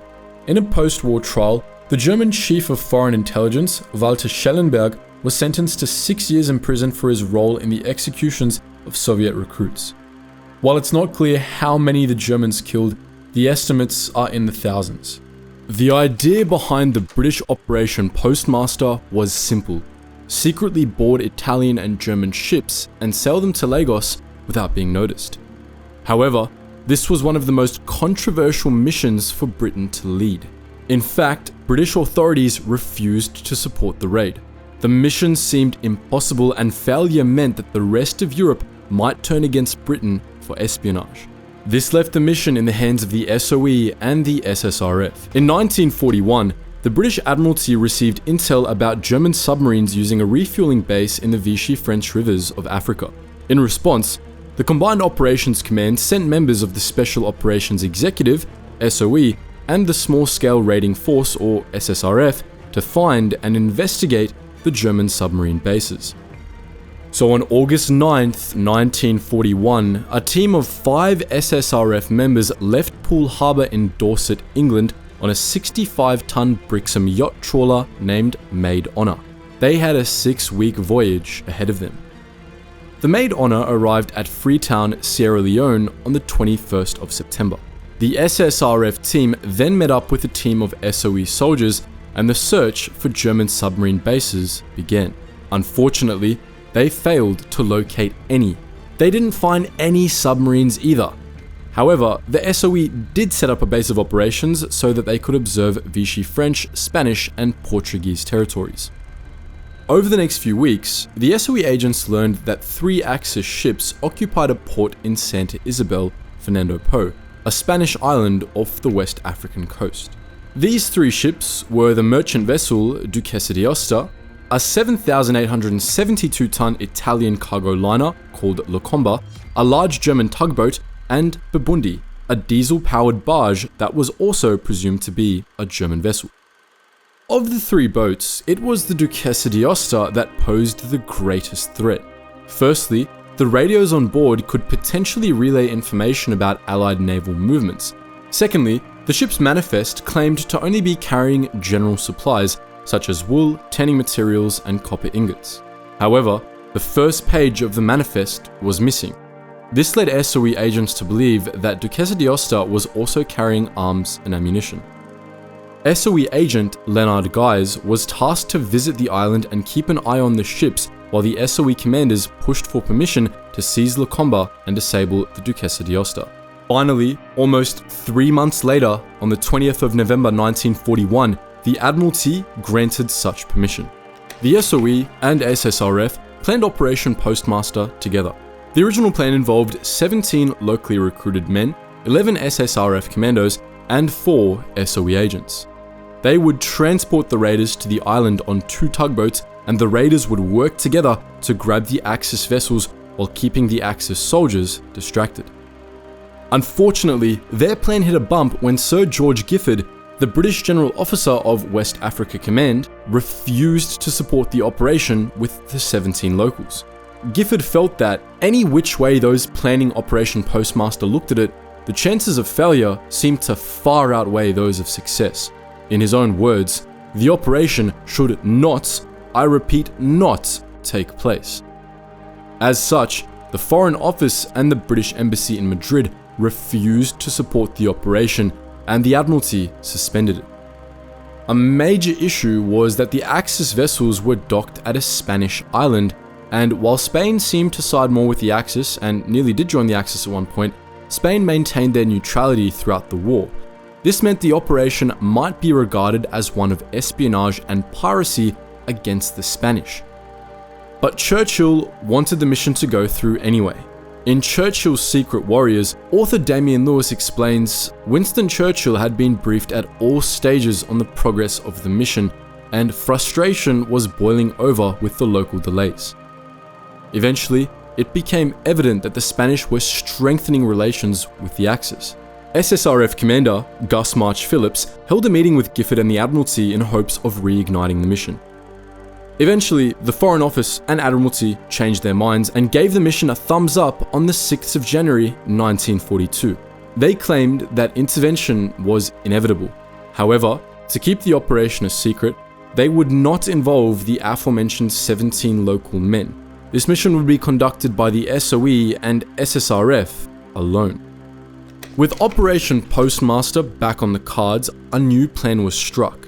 SOE agent Richard Lippert found an undercover job as an employee for the shipping company John Holt & Co.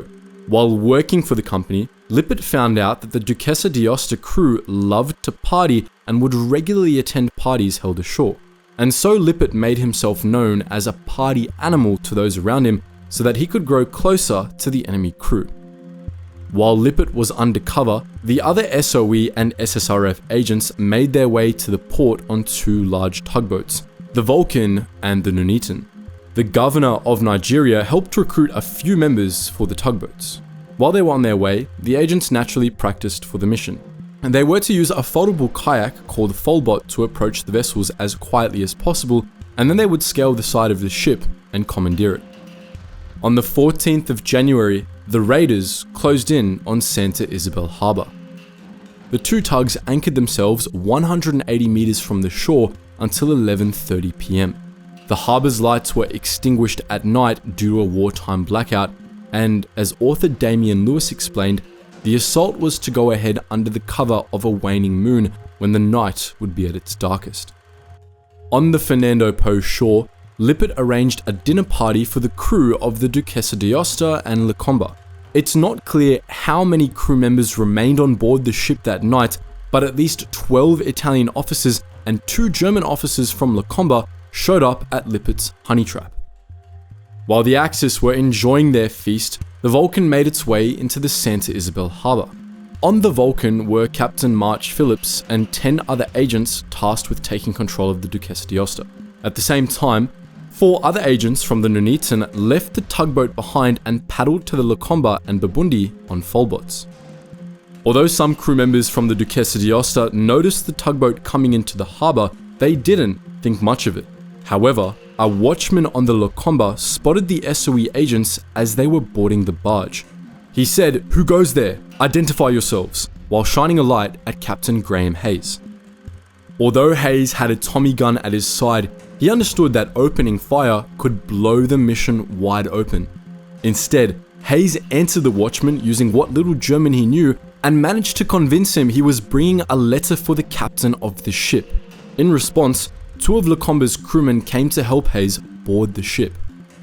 When the men got closer, they didn't recognize Hayes and figured that something unusual was happening. Before the men could react, the SOE agents were aiming .45 caliber machine guns at them. The 2 African crew members jumped overboard without raising any alarms.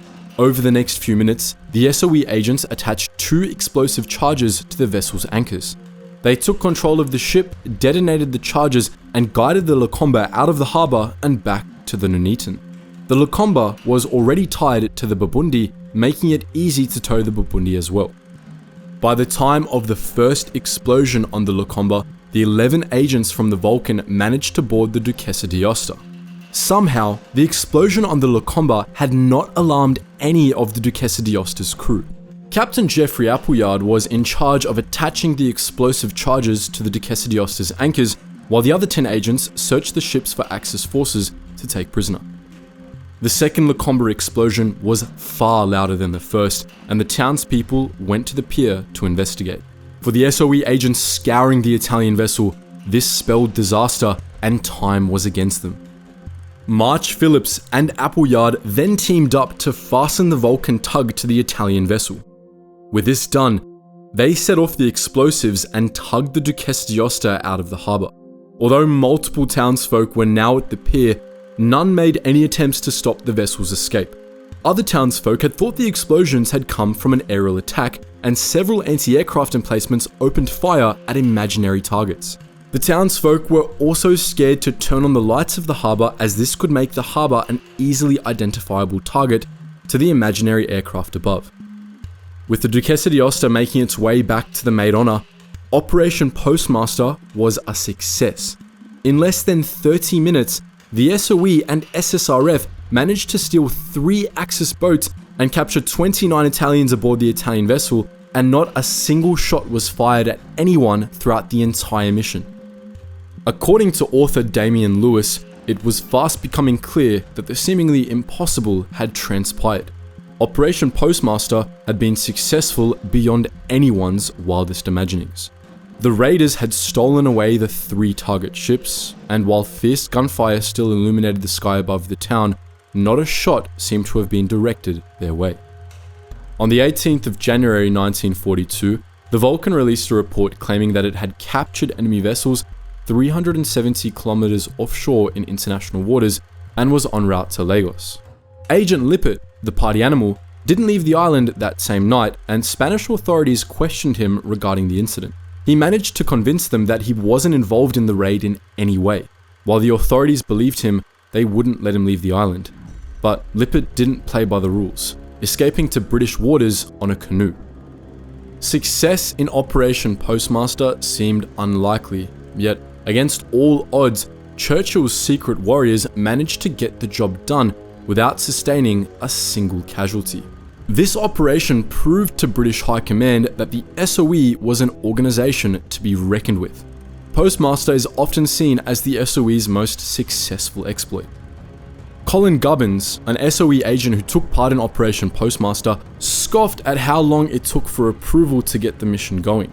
In his words, perhaps next time it won't be necessary for prolonged negotiations before undertaking a 30-minute operation. The Spanish government was furious when they found out about the raid. Foreign Minister Serrano Suñer released a report claiming that the operation was an intolerable attack on Spanish sovereignty. No Spaniard can fail to be roused by this act of piracy committed in defiance of every right, and within water, under our jurisdiction. Do not be surprised if we return the answer which the case demands, that of arms. In the end, this threat didn't amount to much, as the British government had plausible deniability. But do you think Operation Postmaster was worth it, considering it could have provoked a war with the Spanish? Should Churchill have stopped the mission? They say knowledge is power, and this is especially true in war. Knowing who your enemies are, where they are, how many of them there are, and what their plans are is crucial. In the Second World War, intelligence was everything, and the intelligence gathering or espionage conducted in those war-torn years laid the foundation for intelligence organizations as we know them today. As by the very nature of the job, the names of many of the spies who risked their lives behind enemy lines remain unknown. Some names, however, were later declassified by the various intelligence agencies of the world, and the impacts of their clandestine activities were, at least in part, laid bare. In this video, we're going to turn the spotlight on 3 World War II era spies who influenced the outcome of the bloodiest clash in human history. When the original leader of the French resistance spy network Alliance, or Noah's Ark, was arrested about a year into the German occupation of France, command of the network fell into the capable hands of French resistance fighter and secret agent Marie-Madeleine Fourcade. Alliance was one of the largest and most successful spy networks of the Second World War, and under Fourcade, its primary objective was to gather intelligence on German troop movements, naval movements, gun placements, and weapon programs inside of France. They would then relay this information to Britain via covert radio networks and couriers. Under Fourcade, Alliance grew to include some 3,000 agents who were hiding in the shadows and, even better, plain sight in every large town in France.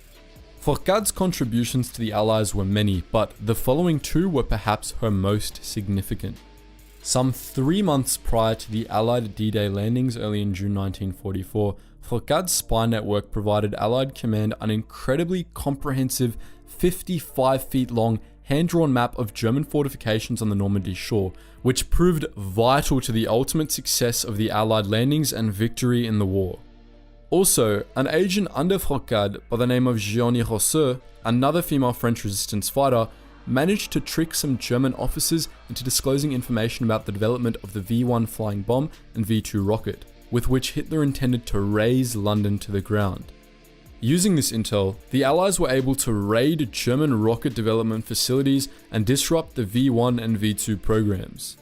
As for Fourcade herself, the father of her unborn child was killed, and she gave birth on the run. She was arrested not once but twice by the Gestapo, and the second time she managed to escape by stripping down and squeezing her naked body through the window bars of her cell. Later, expecting to be captured and tortured to death by the Gestapo, and as a devout Catholic, she asked her priest if committing suicide by munching cyanide pills would consign her soul to hell. The priest reassured her that it would not, as her suicide would be a means of resisting the enemy. Fortunately, it never came to that. Fourcade survived the war and passed away in 1989 at the ripe old age of 80. A German journalist and Soviet spy, Richard Sorge was active before and during the Second World War, playing the role of a German journalist for the Soviets in Germany, Japan, and elsewhere in the world. He was born to a German mining engineer and his Russian wife in the Russian Empire, though his family moved to Germany with his father's contract expired. In 1924, Sorge joined an intelligence gathering arm of the Soviet secret police. 5 years later, he joined the Red Army's military intelligence and worked as a spy in the UK, China, and Germany. In Germany, he was assigned to the terrifying objective of infiltrating the Nazi Party. He was then assigned to Japan, where he carried out the majority of his clandestine work. Before Sorge left Germany, however, he acquired a false newspaper journalism assignment as a cover for his trip to Japan. As a side note, his infiltration into the Nazi inner circle had been so successful that Reich Minister of Propaganda Joseph Goebbels attended his farewell feast. Setting foot in Japan, Sorge started to establish his shadowy web, infiltrating the German embassy and gaining the trust of high-ranking German diplomats, namely one Eugen Ott, who soon became ambassador. Zorge grew quickly into one of Ott's most trusted advisors because Zorge, as it turned out, knew a ton about Japan as well, having befriended a Japanese man who worked as an advisor to the Japanese Prime Minister Kono Fumimaro. All the juicy intel Zorge pocketed in Japan he radioed back to the USSR. Among Zorge's greatest contributions to the Soviet cause were his continual warnings about a German invasion of the USSR and, conversely, his assurance that Japan would not invade. As early as spring 1936, Zorge had been sending intel about negotiations for an anti-communist agreement between Germany and Japan, which was an early hint at Hitler's intentions to march his armies into the USSR. Zorge continued to send intel like this back to Russia until literally a day before Hitler put Operation Barbarossa on the ground. He also informed the Soviets that while the Germans would invade the USSR, the Japanese had opted instead to invade the British, French, and Dutch colonies in southern Asia. This allowed Stalin to move his forces stationed in the Far East who were waiting for the Japanese to the west, where they could stem the German invasion. This was absolutely huge. As for Zorge himself, he was arrested in 1941 when one of his Japanese operatives spilt his beans. Zorge was judged as a spy and sentenced to death, and he was made to wait 3 years before they finally executed him. It wasn't until 2 decades later that Zorge's contribution was recognized by the Soviet Union at large. Spaniard Juan Pujol Garcia served in the Spanish Civil War on both the Republican and Nationalist sides, though he proudly remembered never firing a bullet for either. After the Civil War, he developed a deep hatred for totalitarianism, and when World War II broke out, he wanted to do his part to prevent its spread. In his efforts, he became a game-changing double agent. Initially, Garcia went to the Brits in London and offered them his clandestine services, but they sent him away empty-handed. So he took matters into his own hands, assuming the identity of a Nazi-loving Spanish government official who travelled to London on official business, and using this identity, contacted a German Abwehr agent in Spain's capital, Madrid. The Abwehr took him in, gave him the codename Alaric, and tasked him with going to London and setting up a spy network of British agents. If they only knew half of what this menace was getting up to. Garcia, the sly devil, instead moved to Portugal, from where he sent credible reports back to the Abwehr, making it out as if he were in London carrying out his mission. He created an entirely fictional network of spies across Britain, which was codenamed Arable by the Abwehr. After providing the Germans misinformation and causing the Kriegsmarine to waste valuable resources on the hunt for a non-existent Allied convoy, Garcia's work came to the attention of the British intelligence agency, which had earlier rejected him. They took him on as a British agent and stamped him with the codename Garbo. He caused some serious trouble after that. Garcia/Alaric/Garbo's principal way of screwing with the Germans was to supply them with sound yet delayed intelligence so it couldn't be used effectively and he wouldn't blow his cover. To further secure his cover, Garcia would often blame the delay on his fictitious British agents.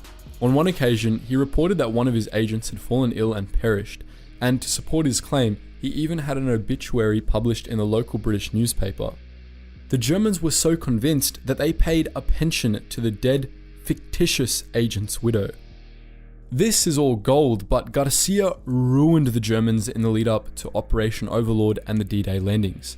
As part of the Allied deception codenamed Operation Fortitude, Garcia sent some 500 radio messages to the Germans, misinforming them about the coming Allied invasion and causing them to divert precious troops and resources from Normandy to Calais, where, wink wink, nudge nudge, the landing would take place.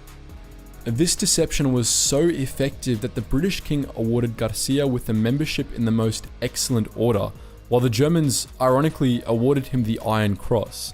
As for Garcia, he'd put a serious stick in the spokes of the German war machine, and so, with the help of British intelligence, he faked his own death to get away from it all. Until 1988, Garcia soaked up the sun in a beach town in Venezuela, knowing full well that he was the king of World War II trolls. Through deception and sabotage, these 3 secret agents altered the course of the Second World War and of human history. World War II was chock full of crazy happenings, some grim, others kind of hilarious.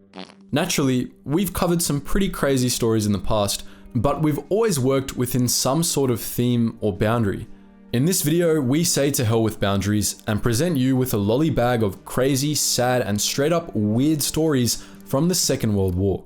The Allies subjected Berlin to over 360 air raids throughout the Second World War, with the British alone dropping more than 45,000 tons of bombs. The Royal Air Force's first raid on the German capital took place on the 25th of August 1940 and wasn't all that successful in terms of military gain. What the RAF did manage to destroy was, unfortunately, one of the elephants in the Berlin Zoo. This poor creature obviously didn't deserve this, but the carnage didn't end there. The Allies laid waste to the city all the way through till April 1945, and throughout this time, Berlin Zoo copped it hard. On the 22nd of November 1943, the RAF dumped over 1,000 incendiaries on the zoo, burning a third of its caged inhabitants alive. The next night, they came back and did it again, causing the aquarium to rupture and spew sea life throughout the streets. All in all, 8 of the zoo's 9 elephants were killed, and the one surviving elephant suffered from PTSD until he died in 1947. Some Berliners even butchered and ate the dead zoo animals. In the words of the zoo's director, "We had meat coming out of our ears, particularly tasty with a crocodile's tails. Later on, bear ham and bear sausage were a delicacy." The Germans straight up annihilated the Soviets at the Battle of Bialystok-Minsk, inflicting some 420,000 casualties in exchange for just 12,000. As much as 85% of Minsk's buildings were turned to dust too. One Soviet tank crew managed to inflict some disproportionate hurt though. Fleeing the doomed city in late June 1941, a T-28 tank driven by one Dmitry Malko was hit by a bomb and incapacitated. Instead of ditching the tank, Malko stayed behind to fix it. With the job done, he tried to catch up with his column, but couldn't. Instead, he met some other soldiers on the road and convinced them to get in. The T-28 fully manned, one thing led to another, and they found themselves in the middle of a vast German encirclement. Rather than trying to rejoin their comrades, they went straight back into Minsk. Malko knew the city and believed he could find a way through. Entering it, things went to hell for the Germans.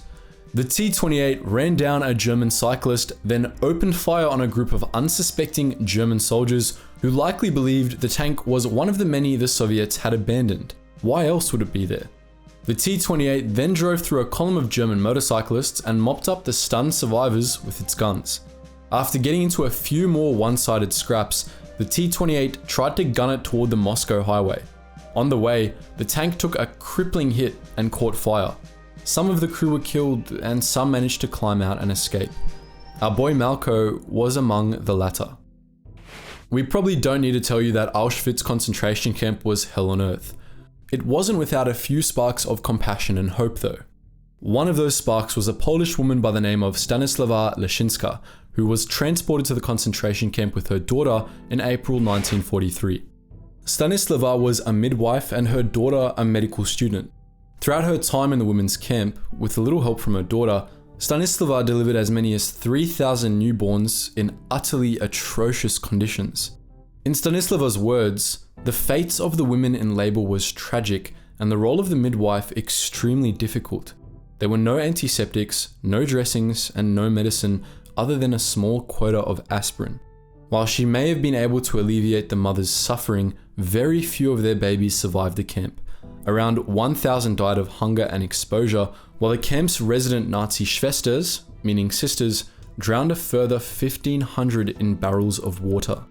The babies with blue eyes were a little luckier, with many of them being sent away for Germanization.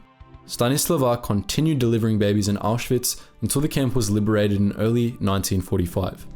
Homing pigeons saw extensive use throughout World War II, with 32 British pigeons earning the Dickon Medal for their bravery. One of such pigeons was Winky. In February 1942, a Bristol Beaufort bomber of the Royal Air Force got struck by enemy fire on a return flight from Norway. The bomber smashed into the sea some 160 kilometers or 100 miles away from its destination. The crew, clambering through the sinking wreckage, ice cold water stealing the heat from their very souls, didn't know exactly where they were and thus couldn't really radio to be picked up. But our girl Winky had been on board this flight and had survived the crash. They released her without a message, and the Pigeon began the 193km or 120-mile journey to the UK. When she arrived, RAF Command was able to calculate the position of the bomber based on Winky's travel time and some other factors like wind. The crew were rescued and a dinner was held in the Pigeon's honour. While the details of this next one are a little hairy, the result was around about the same. In April 1943, the Fletcher-class destroyer USS O'Bannon was cutting through the night in the South Pacific when her crew saw the Japanese Kaiju-type submarine RO-34 surface ahead of them. They decided to ram the sub, heading balls to the wall straight toward it. Only when they got a little closer, they freaked out, believing the sub could easily be a mine layer. Closing fast, they only had so much space to change their course and ended up right beside the enemy submarine. At this range, RO-34 could have fired on O'Bannon, but the destroyer was too close to line up a clear shot. Legend has it that, thinking on their toes, O'Bannon's crew woke up and started throwing potatoes at the Japanese sailors atop the submarine. It was now their turn to freak out, mistaking the potatoes for grenades.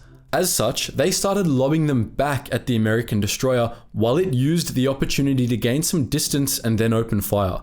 As the sub dived, O'Bannon positioned itself on top of it and loosed some depth charges, ripping RO-34 apart. While all this sounds great, the destroyer's commander, who was named Donald MacDonald mind you, claimed they were merely close enough to throw potatoes, not that they actually did.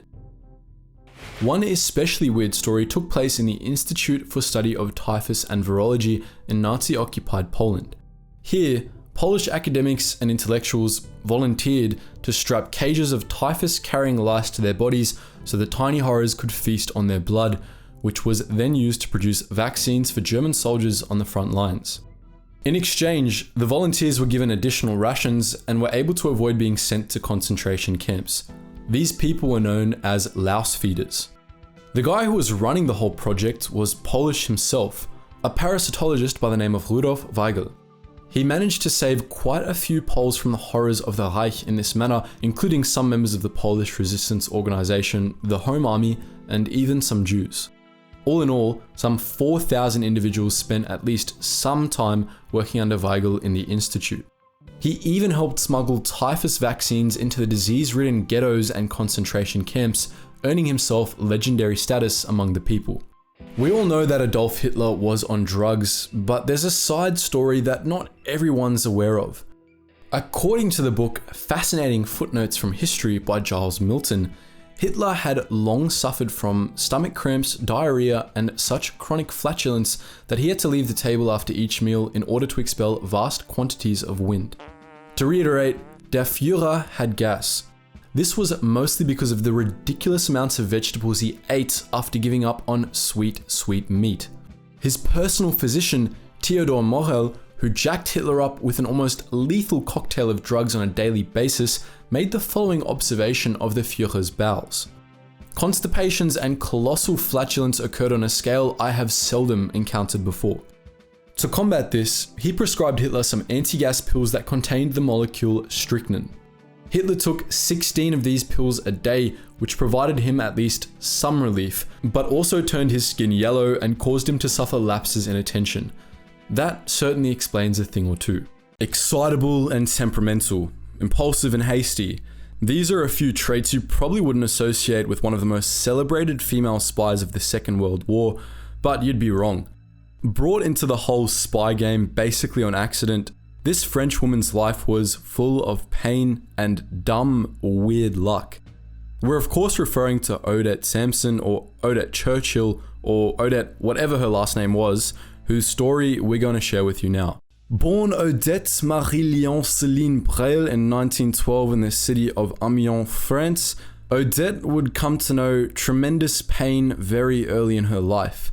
At just 8 years of age, her father was killed in the Great War, and she was also blinded by disease for over 3 years, for which she spent the majority in bed. Despite her weakened state, she was still a bit of a headstrong terror, proving to be a handful for her family. Leaving her illness in the dust and becoming a woman, Odette married an Englishman in 1931 and followed him across the English Channel to Britain. By the time World War II broke out, Odette had popped out 3 children, and when the bells were rung, her husband went and joined the army. Their marriage basically went south from there. A few years into the war, with Odette's homeland well and truly crushed, she was probably feeling pretty good about her decision to move to Britain. In 1942, the British government department responsible for the command of the Royal Navy asked anyone with photos of the French coastline to post them in. Odette, being French, had some gram-worthy photos and decided they would get more likes if the government posted them. With proper credit, of course. But in a classic Odette move, she sent them to the wrong bloody department. Heads were shaken and her letter ended up with the Special Operations Executive instead. Through sheer luck, or is it ill luck, she was subsequently asked to try out as an SOE agent, her French heritage being of great use to the SOE, as if she accepted, she would operate in France. Despite being a little excitable, temperamental, impulsive and hasty, and despite the fact that the SOE said that she was completely willing to admit that she could ever be wrong, Odette was also determined and keenly patriotic. They took her on, teaching her how to end lives, endure torture, and operate in enemy-occupied territory before shipping her to France, where, after a bit of a shake-up to her original plan, she made contact with the leader of the Caen-based SOE network, Spindle, one Peter Churchill. For over a year, having been assigned the codenamed Lys, Odette worked as a courier and radio operator, essentially helping the French resistance communicate with the SOE and stay in the fight. In this time, Odette became good buddies with the aforementioned Peter Churchill. Early in 1943, the German Gestapo were bloodhounds on Spindle's scent, and Odette fled with Churchill to the village of Saint-Gilles on the Italian border. While she might have escaped the hounds, another, more stealthy creature had set its sights upon her. An Abwehr spy hunter by the name of Hugo Bleicher, posing as a disaffected German soldier, was working to infiltrate what remained of Spindle. After meeting with Odette, he detected a whiff of her lie, and on the 15th of April 1943, Odette and Churchill had an unannounced visitor arrive at their hotel. It was Bleicher, of course, accompanied by several Italian soldiers. Pain was what Odette had in store for her now, but she would never break. Odette's great suffering began in the Fresnes prison near the French capital. Kept in solitary confinement, her only visitor was the spy hunter Bleicher. He wanted to do things the easy way at first, using words and cold hard cash to try and persuade Odette to talk, but none of that worked. She was subsequently moved to the Gestapo HQ at 84 Avenue Foch, where the physical pain began.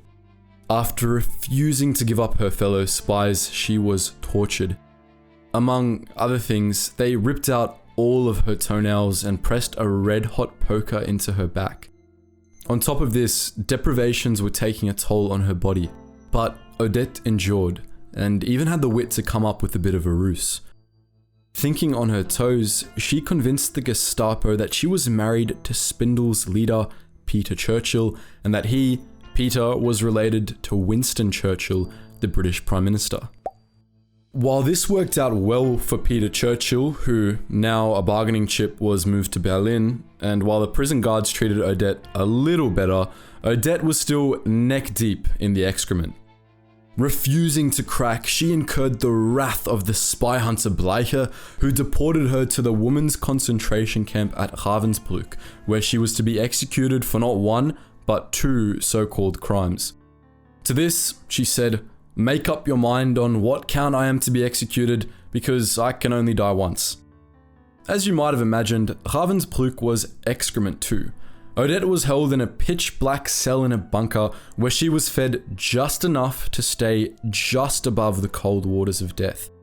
Having been blind in her youth, Odette was able to adapt somewhat to her predicament, but she still suffered more than most of us could imagine. She had dysentery and scurvy. Her body was covered in scabs, her hair and teeth were falling out. They even artificially heated her cell, making it all the more unbearable. At one point, she was moved to a different cell near the crematorium. Here, she could smell the bodies burning and even heard screaming as if they were cremating some inmates alive. What kept her going was the prospect that she might, however unlikely it was, live to see her children again.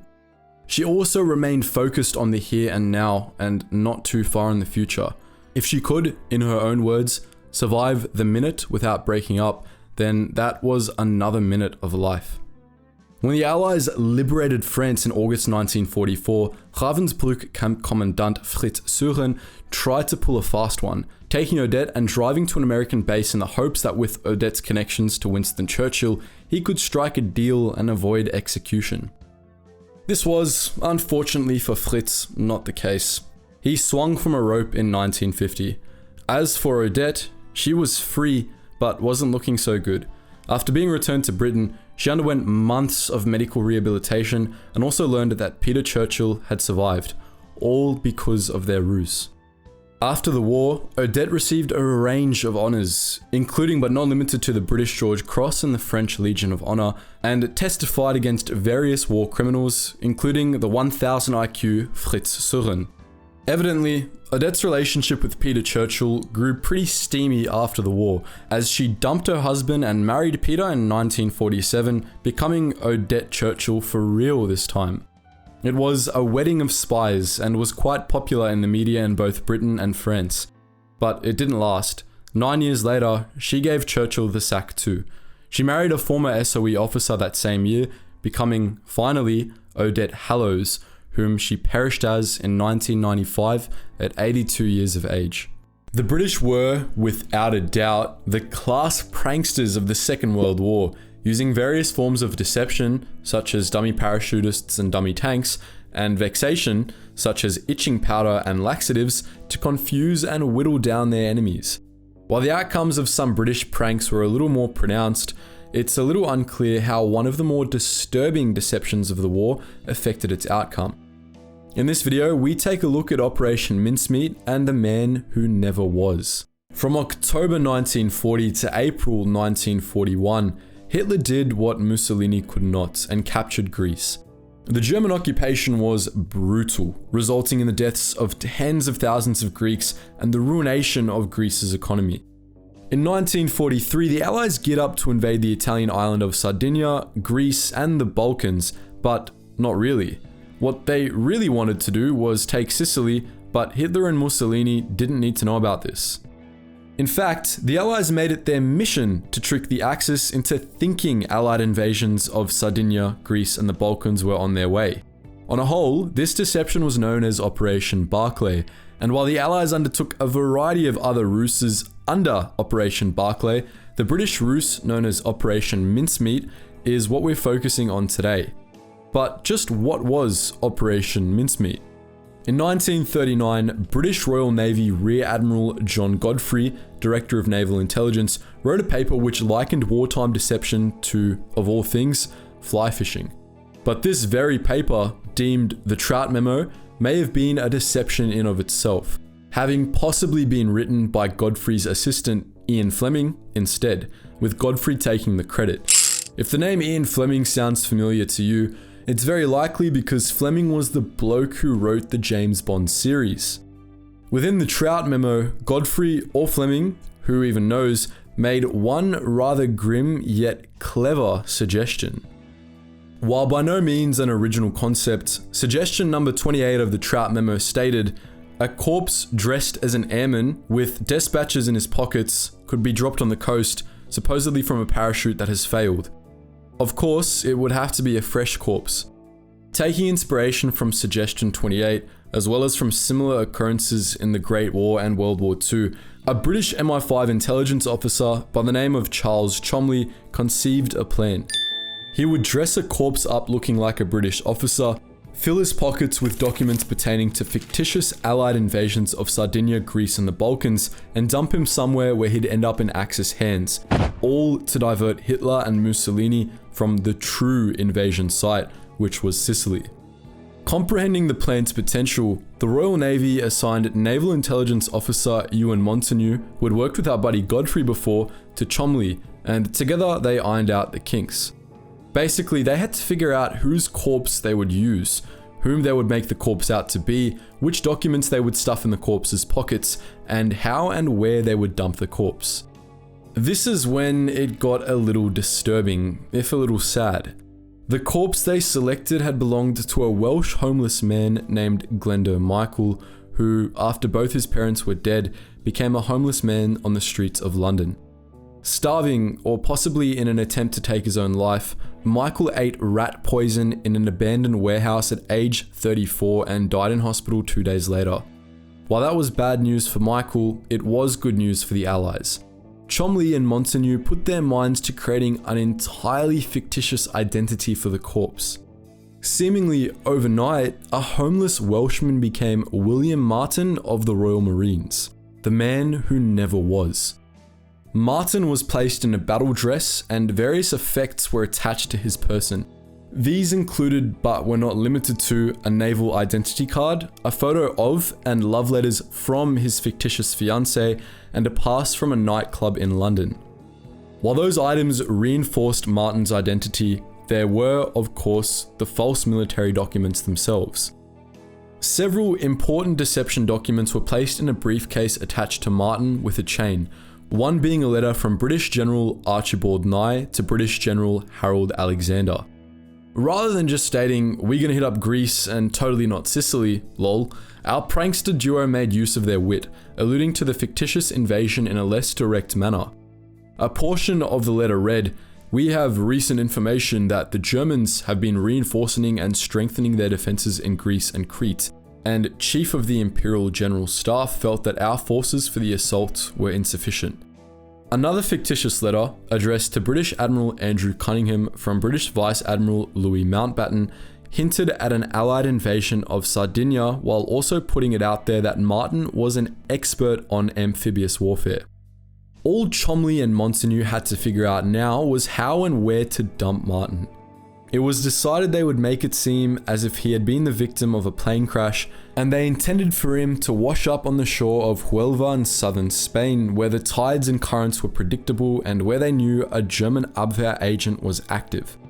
Instead of actually crashing a plane with Martin inside of it, or instead of dumping him from a moving plane, they put him in a sealed canister inside the Royal Navy sub HMS Seraph, which was bombed twice on its way to the delivery point. When the HMS Seraph finally and safely arrived off the Spanish coast on the 29th of April 1943, Martin was pushed into the water. The success of Operation Mincemeat was now in fate's hands. A day later, a Spanish fisherman spotted something strange on the coastline. After the fisherman notified the authorities, the corpse and its effects ended up with the Spanish military, though a British vice consul living in the city was able to notify the British that their package had arrived as planned. The vice consul even attended the autopsy, at which William Martin of the Royal Marines was deemed to have died at sea. He was buried in Huelva, but his personal effects ended up in Madrid. The Spanish military held on tightly to the briefcase for a while, but was ultimately persuaded to let German Abwehr agents operating in the area open it and see its contents.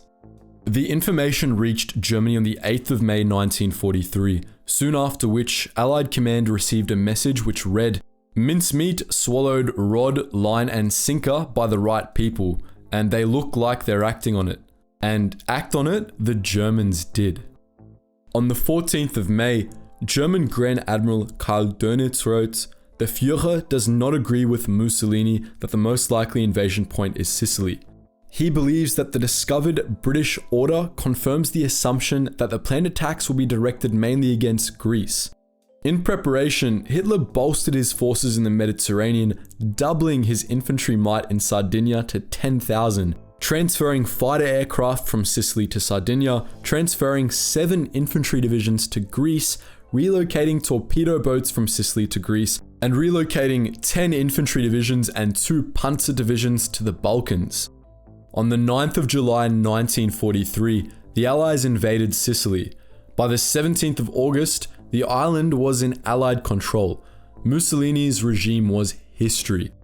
Though, while the Allies had dealt the Axis a defeat, it's unclear exactly how much Operation Mincemeat influenced Hitler's decision to bolster Sardinia, Greece, and the Balkans. Hitler had feared an invasion of the Balkans prior to Mincemeat, and he wasn't all too trusting in Mussolini and Italy's ability at this point in the war anyway.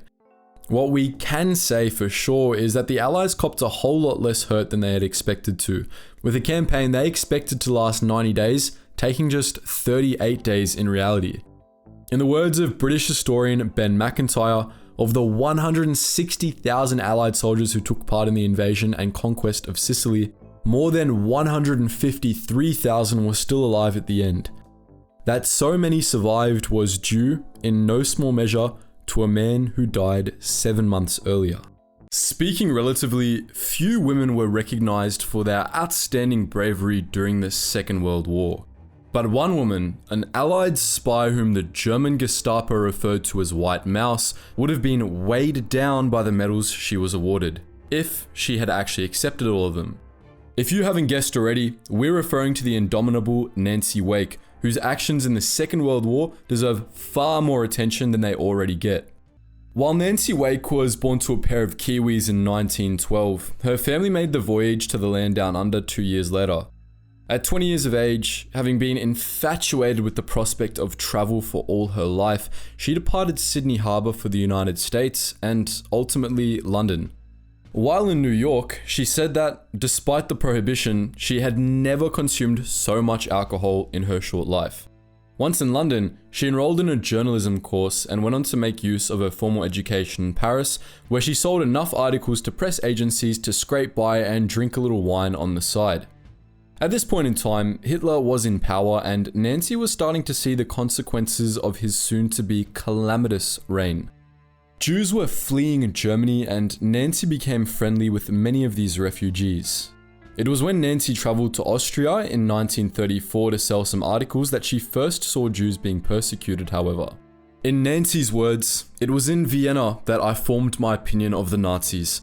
I resolved there and then that if I ever had the chance, I would do anything, however big or small, stupid or dangerous, to try and make things more difficult for their rotten party. More than hatred or anger, I felt a deep loathing for the Nazis."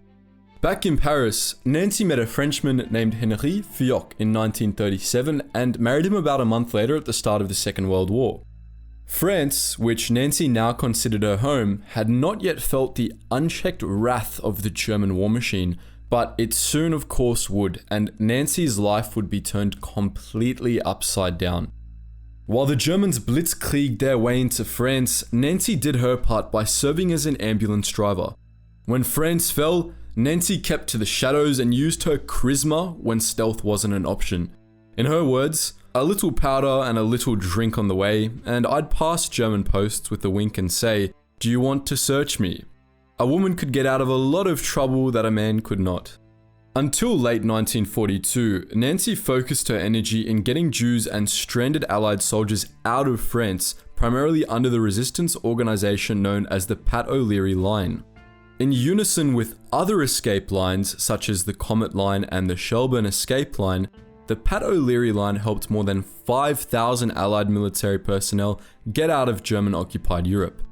Nancy's contributions to the escape line were so great that she earned a reputation among the Gestapo, who nicknamed her White Mouse and placed a 5 million franc bounty on her head. After the Germans occupied Vichy, France in November 1942, and after her network was all but destroyed by a pair of traitors, Nancy was feeling a little more heat than even she was comfortable with. She decided she would flee France to Spain, although her husband would not go with her, a decision he would come to very much regret. After a series of mishaps and deceptions, Nancy eventually reached Britain while her husband was captured, tortured, and executed by the Gestapo. But that wasn't even half of Nancy Wake's incredible story. While she was in Britain, Nancy joined the Special Operations Executive, or simply the SOE, which had only positive things to say about her, noting that she was a real bombshell and an excellent shot who put the men to shame by her careful spirit and strength of character. Nancy was taught how to kill, survive, and handle vital intelligence. By April 1944, she was more than ready for the field, and the SOE threw her out of a plane over the Auvergne province of occupied France. After parachuting to the ground, she worked to collect and allocate parachute-dropped war material and other supplies to the French resistance, all in the lead-up to the Allied invasion of France. In May, after a resistance organization she had been working with decided to mobilize en masse, and after the Germans handed much of said organization's backside to it on a silver platter, Nancy broke stride with the fleeing resistance fighters and went right back at the Germans. Borrowing a bicycle, she rode it some 500 kilometers or 310 miles in 72 hours, all to retrieve some important radio codes that had been left behind, and also to find an SOE radio with which she could contact the SOE headquarters back in Britain. Nancy got a whole lot more blood on her hands after that. She was involved in several significant altercations with the Germans, during which she attacked German convoys and staved off German attacks on French resistance camps. She even participated in a raid on a German HQ, which resulted in the deaths of 38 Germans. On a separate occasion, Nancy found out that some of her men had captured a young female German spy, but hadn't the guts to put her to death. Nancy, a death machine at this point, executed the girl herself. Later in life, Nancy said, "I was not a very nice person, and it didn't put me off my breakfast." She even claimed to have killed an SS sentry with her bare hands, which is best described, again, in Nancy's own words. "They'd taught this judo chop stuff with the flat of the hand at SOE, and I practiced away at it. But this was the only time I used it, and it killed him alright." Following the liberation of France in August 1944, Nancy went back to Britain with a slew of new stories under her belt. After the war, Nancy bounced between Britain and Australia quite a bit and pursued careers in both intelligence and politics for a while. Working for the Royal Air Force, she met an RAF officer and married him in 1957. Retiring to Sydney, Australia in 1985, Nancy published her autobiography, which took its title from the one the Gestapo had given her, The White Mouse. Straight after the war and all the way up until 2006, Nancy was awarded bucket loads of medals, some of which she rejected and some of which she sold. Hilariously, she said there was no point in keeping the medals. "I'll probably go to hell and they'd melt anyway." After her husband perished, Nancy moved to London, where she got tipsy and told war stories until she died 2 years shy of a century in August 2011. They never had any children. A while ago, we released a video describing some of the craziest pranks the Allies pulled on the Axis powers during the Second World War. But while SOE and OSS were busy, the Germans took the chance to cook up a few schemes of their own. In this video, we shed light on 4 of the small ways Germany tried to get back at the Allies. Around a dozen Luftwaffe men worked round the clock at the airfield in Borkheide, Germany. They carefully moved their aircraft out of the hangars, repaired weather damage to buildings, and generally kept the place organized to the best German standards. But Borkheide airfield was a bit different to most, in that it was entirely made of wood. That's right, the Luftwaffe men at Borkheide built an entirely wooden airfield to fool Allied bombing raids. It had wooden hangars, wooden staff buildings, a wooden control tower, and a dozen wooden planes. From the air, the decoy airfield looked just like the real thing. In October 1943, just days before the wooden airfield was due to be completed, it was spotted by an RAF Mosquito recon plane. The Mosquito flew over the airfield at low level to take pictures while the Luftwaffe men scattered into the surrounding forests. A few days later, the raid came. Werner Thiel, one of the men involved in the airfield's construction, hid in a shelter with his comrades while the bombers flew over. Bombs were dropped, but instead of explosions, the men heard only dull thuds. What Thiel found when he came out was a terrific shock. "We didn't believe what we saw. They bombed us with wooden bombs. 6 to 10 wooden bombs lay on the ground, all with white lettering that read, 'Wood for Wood.'" After returning from a hard day of dropping wooden bombs on wooden airfields, Allied airmen could switch on the radio and relax. But they, and many others in Britain, would have listened intently to the regularly scheduled Axis propaganda broadcast, Germany Calling, presented by the sinister figure Lord Ho-Ho. Lord Ho-Ho was actually a commoner named William Joyce, a disgruntled man whose connections to the British Union of Fascists had forced him to leave England and become a citizen of the Third Reich. Joyce's cracking accent landed him a job with the Reich propagandists, and he was made a radio presenter. When he became a regular voice over British radio, Allied propagandists fought back by giving the presenter what they thought was a stupid nickname. But it stuck, and Joyce adopted the Lord Ho-Ho moniker straight away. Why listen to blatant enemy propaganda, you ask? Well, Lord Ho-Ho didn't just accuse Allied leaders of hypocrisy, negligence, and just about anything else he could think of. He also broadcasted names of captured POWs and read personal messages written by them for their families at home. His lordship also ran brief news stories from small towns in England, interspersed with regular anti-Allied propaganda. Anxious families at home tuned in regularly for any scrap of news concerning lost sons, fathers, and brothers. But when they heard a German propaganda station discussing local news, they became paranoid. People worried that Lord Ho-Ho had ears listening from around every corner in Britain. He seemed to be omniscient, and the fear this inspired led some to believe that Ho-Ho had carried in his pocket a secret weapon capable of annihilating an armoured brigade. Scary stuff.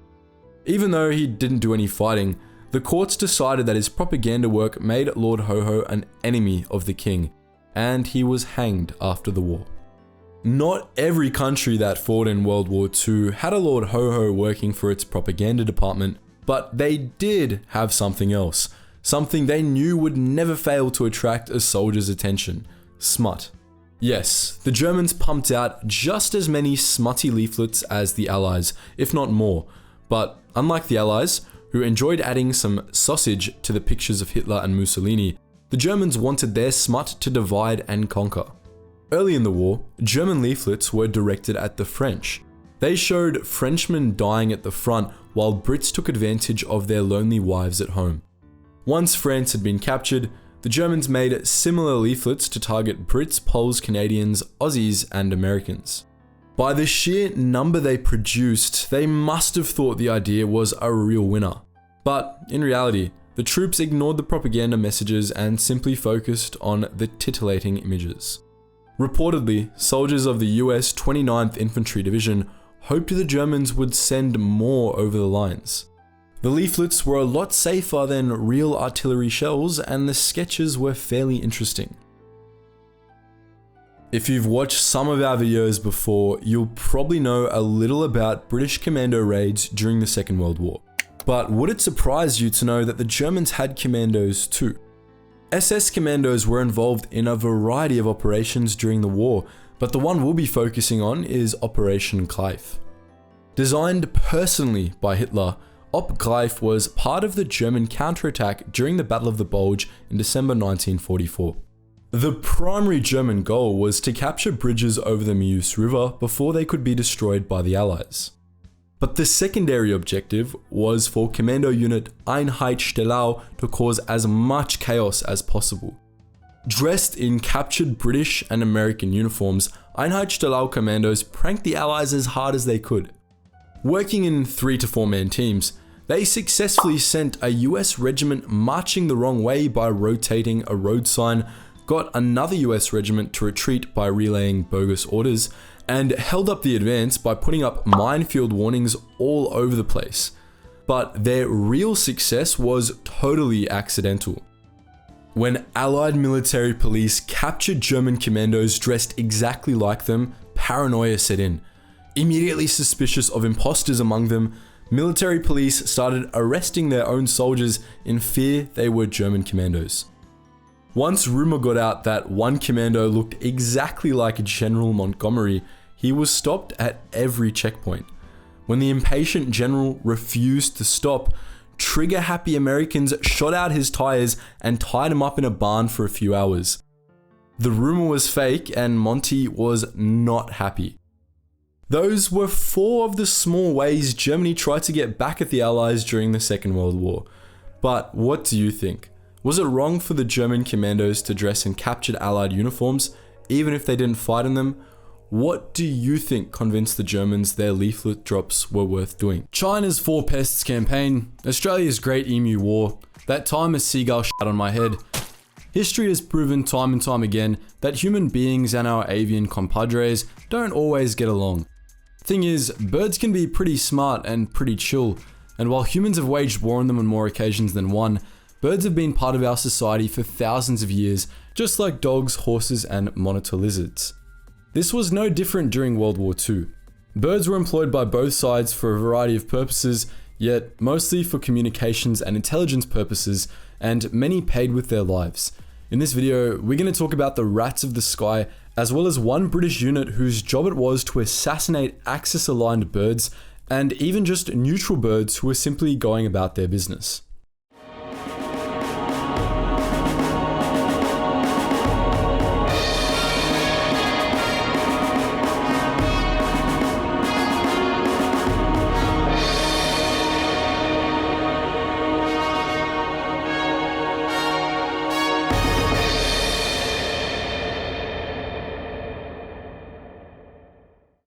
As would turn out, pigeons are a cornerstone of this story. Throughout the Second World War, the British employed as many as 250,000 homing pigeons for communications and intelligence purposes.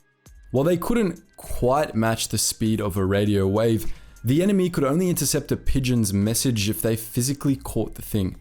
Another major advantage of pigeons was that they didn't rely on electricity nor any technology for that matter, which made them a fantastic substitute when radio communications went to crap or didn't exist in the first place. In the words of Major J.J. Baker of the British Army Pigeon Service, the pigeon to the army was like a revolver to a civilian. You probably never needed it. If you did need it, you needed it badly. Additionally, unlike military runners, as in human messengers, pigeons couldn't be tortured into giving up intel either, as, despite what you might believe, pigeons can't actually talk. A major downside of homing pigeons, however, is that they were a sort of one-way deal, as they were trained to find their way home, not relay messages over a war zone. As such, the birds first had to be transported to a specific, sometimes very distant location for the system to work. Often, this was achieved by stuffing the poor creatures into a container attached to a small parachute, then punting them out of a moving aeroplane. Alternatively, the homing pigeons could be strapped in with a human parachutist. On the subject of homing pigeons, which descended on Allied-occupied Burma alongside British intelligence agents specifically, Colonel William Raymond of the British Office of Strategic Services stated, after the agent had landed, cleared the drop zone, and had an opportunity to test his radio, he would release the pigeon with a coded message either indicating that all was well or giving instructions when and where to drop another radio. Another way in which homing pigeons were employed by the British was by dumping them in the thousands over enemy-occupied territory. For example, under Operation Columba, named after the bird genus Columba, the British parachuted more than 16,000 homing pigeons into France, the Netherlands, and Belgium between 1941 and 1944. The containers in which the pigeons were delivered also housed some thin sheets of paper, a pencil message tube, a fillable intelligence report, and instructions on how to write a useful intelligence report and attach the message to the pigeon. Ideally, the British wanted the containers to fall into the hands of the French, Dutch, and Belgian locals, whom they hoped would provide them vital information about the Axis occupations. Only 10% of the pigeons operating under Operation Columba returned alive, however, with just half of them carrying useful intel. You might be wondering why so few pigeons made it back to their lofts. Firstly, the containers didn't always end up in friendly hands, as Axis troops or Axis sympathizers might just as easily have found the containers. Assuming that didn't happen, many of the birds had a serious flight ahead of them, even as far as 400 miles or a little under 650 kilometers. During that time, they could potentially lose their way, get wrecked by the weather, or fall prey to larger, more vicious birds, such as falcons and hawks. And that was where our British bird murderers came into play. In 1940, the British banned the destruction of falcons and hawks nesting on the cliffs of England's east coast, hoping that a greater abundance of such birds would be an effective tactic in reducing enemy pigeons carrying vital intelligence out of England. This proved to be somewhat of a mistake, however, as Axis pigeons and Allied pigeons tasted around about the same to the birds of prey. Later, a high-up Allied intelligence officer by the name of Thomas Beets made an effort to correct this mistake, stating, "The predators do not discriminate between patriotic British pigeons and treacherous Axis birds." Please then, would we have these enemies of the pigeon restored to their true status as vermin? Additionally, the Germans had been training predatory birds to hunt down British pigeons, making the return flight from Europe to the UK. In the words of British author and BBC correspondent Gordon Correra, who wrote the book Secret Pigeon Service, the pigeon had its own enemy, the hawk, the falcon. The Germans actually weaponized hawks and placed them on the coast to hunt British pigeons and kill them. Now, the population of England didn't set out a bird murdering rampage or anything like that, but a small team of just 5 British MI5 operatives, chosen because they were exceptional shots, was assembled and then baptized as the Falcon Destruction Unit. Once more in the words of British author Gordon Correra, there were wild hawks and peregrine falcons on the British coast that would kill some of these pigeons coming back from occupied Europe with messages. So MI5 got in on the act. The Falcon Destruction Unit was the only MI5 team with a license to kill. Essentially, the Falcon Destruction Unit roamed the English coast in an open-roofed car attached to a caravan, blasting predatory birds out of the sky, abseiling down cliffs to line up their shots and set bird traps, and stomping unhatched eggs in their nests. Well, we're not actually sure about that last one, but one can assume. Some of the climbing they were doing was so dangerous that a member of the unit actually fell and lost his life. Now, more than ever, we're eager for your input.